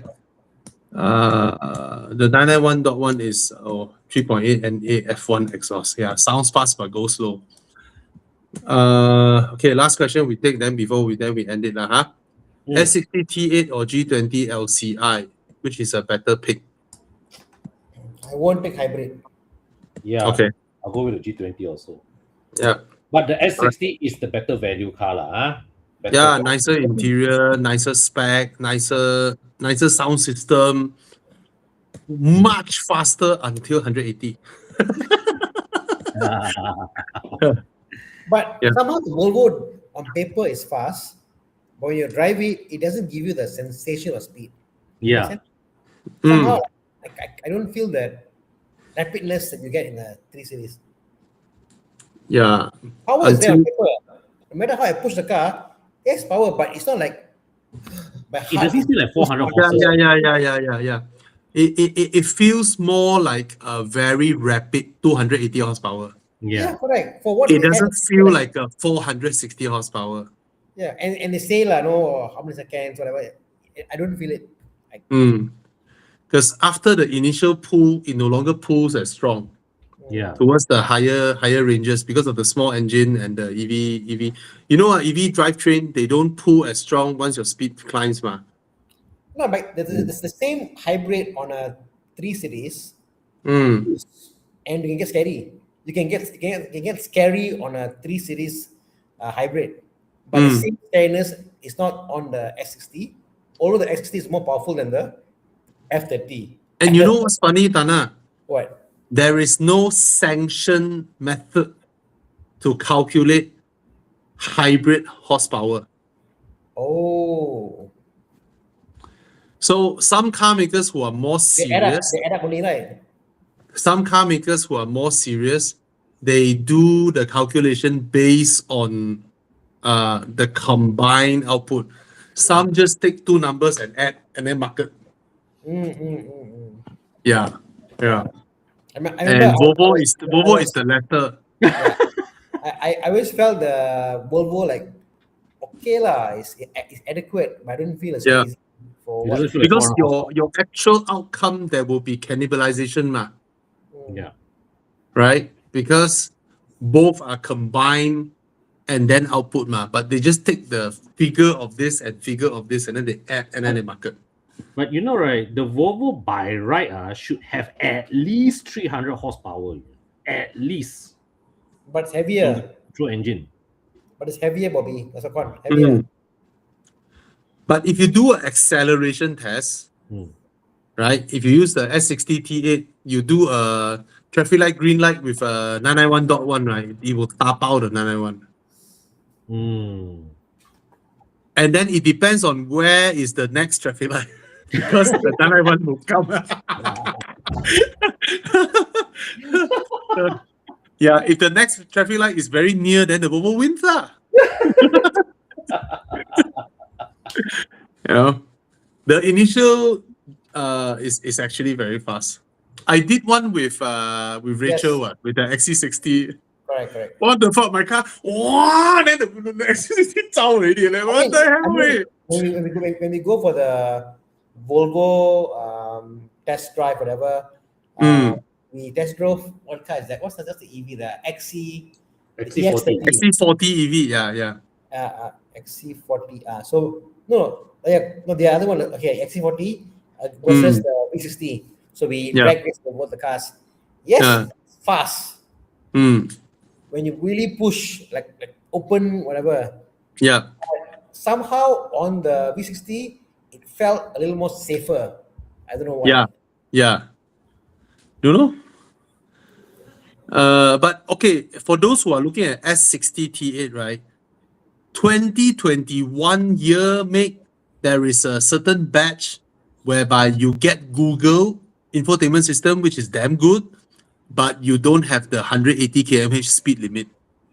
Right? There is a batch where you get Google, but not the speed cut. So that one you can go 250, you know. What year? Okay.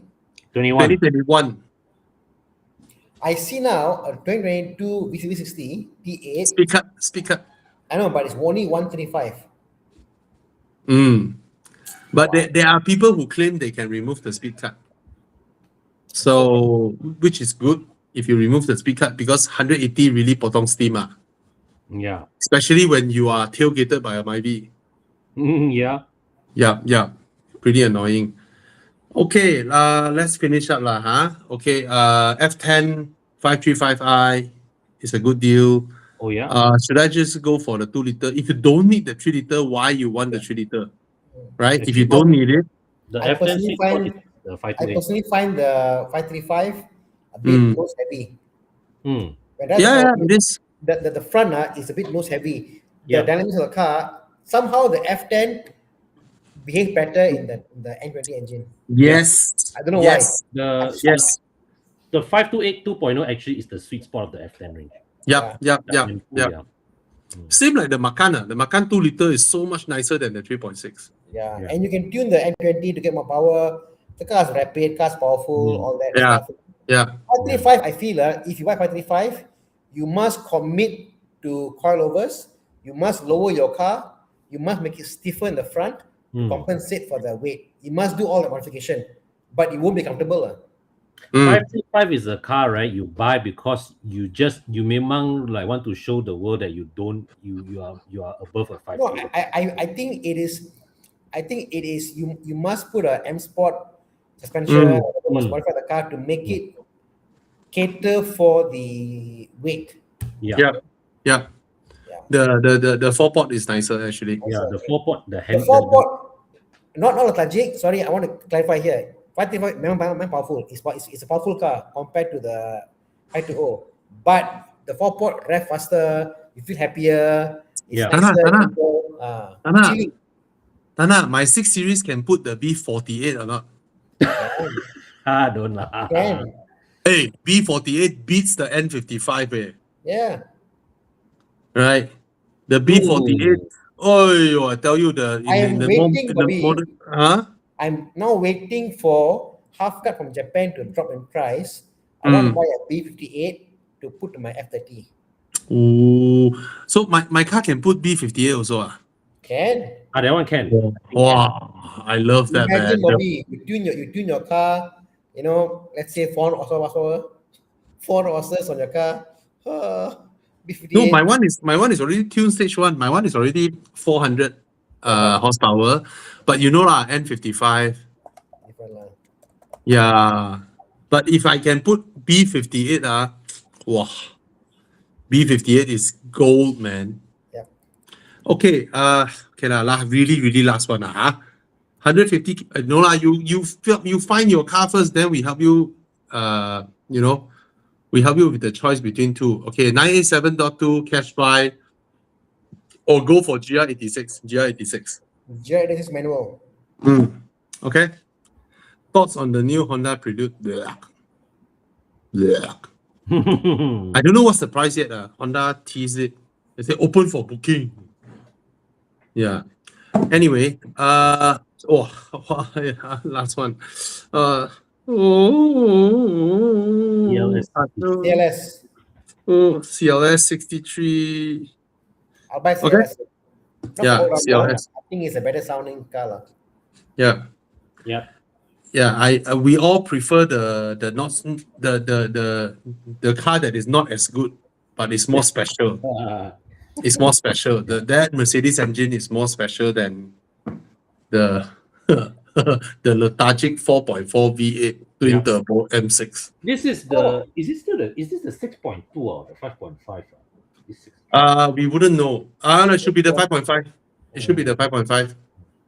Okay lah. No doubts when it comes to V8s, right? AMG builds better V8s than BMW for sure. Yeah. Oh, last Okay. one. Manual Gen 6 versus BRZ, much cheaper because BRZ cheaper. I don't care GR or BRZ, just get the manual Cheapest. cheapest. Just one. get the cheapest. They're all the Yeah. same, like you asked me, like, you know. Yeah. CX5 2.5 is a brilliant car. Buy. Yeah. Don't buy the turbo, don't buy the diesel, buy the 2.5 NA in the Yeah. CX5 is fantastic. It matches that car perfectly. Mm. Super nice to drive. Okay? You, Conti JDM can do B58 conversion. Oh yeah, these guys are quite reputable and Conti Oh, GDM. really? Do not know. I've Oh. not met them before, but they are quite well spoken about in BMW circles. So legit. Okay. This one, definitely my answer is the Ermas 5. Okay? Hmm. 100% the Ermas 5. Oh, yeah, driving Okay. around Taman, definitely a must. Wow, all the questions are pouring in while we try to leave. My girlfriend planned to get a sedan Civic FE. Huh? Oh, okay. FE is the current one. Okay. Or a 320i. How much budget difference to maintain a BMW compared to a Civic? Double? Hmm. Double? Easily double? Or triple? Possible lah, double lah. But again, the double is not much lah. Oh, I know how to answer this question. If the occurrence is the same, then it's double. But likely will be triple because this one happens more often. Can I assume that, Tana? Yeah, lah, possible lah. I mean, Okay. put this way. Every year you budget aside about 2,000 for cooling lah. Either water pump or radiator, something happen like 2K average lah. Yeah, budget out.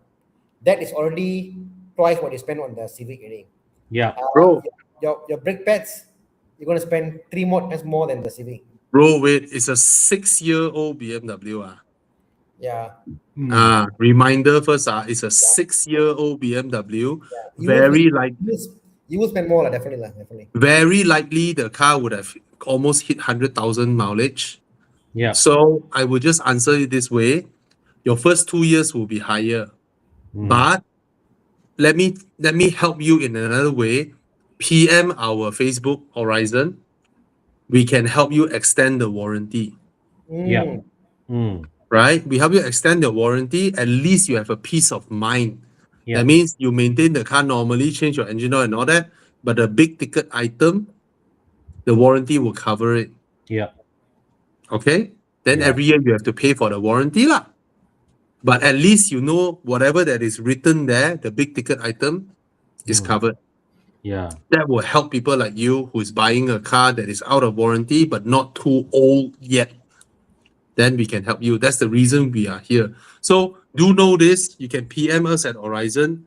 If you want to do fire suppression for your car, that means your car fire comes up and then it gets pushed out automatically. That is very crucial, and it only costs 1,000 plus ringgit. The hassle that you will save out of this, it costs way lesser than coating. Remember this. Coating easily costs you 3K and all that, right? But fire suppression is only 1,750. All right, Yeah. you PM us, all right? And then what else we help people like you all extend your warranty. And then very soon, okay, no need very soon, you can PM us already lah, huh? We can help you prevent puncture on your tires. Wow. This is only for expensive tires. If your tire is cheap, it doesn't make sense. But you have a PS4 or you have a tire that at least costs 800 or 1,000 ringgit, right? Then you also can PM us. Each tire will cost 100 plus ringgit. But Wow. after you do this with us, you drive, you kena a nail, you continue drive to Langkawi. and then you drive back to KL. You plug out the nail, the air also won't come out. Wow. Okay, we can help you do this also. And what else? You want to upgrade your headlamps to like really, really bright CSB Pro? You can also contact us. What else? You want to tune your car from RON 97 to RON 95? We can help you. Or you want a dual tune, 97 and 95? You can interchange using the cruise control stock. But this is model dependent, depending on which car can, which car cannot. Oh, okay. Okay, so just PM us on these things. We want to move into helping car owners do things that are actually helpful for your car. Like actually helpful for your car. Okay, so you can PM us at Horizon. And of course, if you want to buy or sell a used car, look for Con. And of course, if you want to check, like you don't trust Con, right? You want someone to help you check, someone with knowledge. Tana can help you. Tana also runs a very successful workshop. He also have a proper Porsche classic workshop that he just opened not long ago. So if you want to look for all this, you do some weird conversion like, Tana, I want a Mercedes engine in a BMW. Tana is like, let me think about it. You know, Tana, I want a V10 Audi R8 engine in my Cayman. Tana is like, I will not give up. Right? Tana can help you with all these things. All right. So remember this.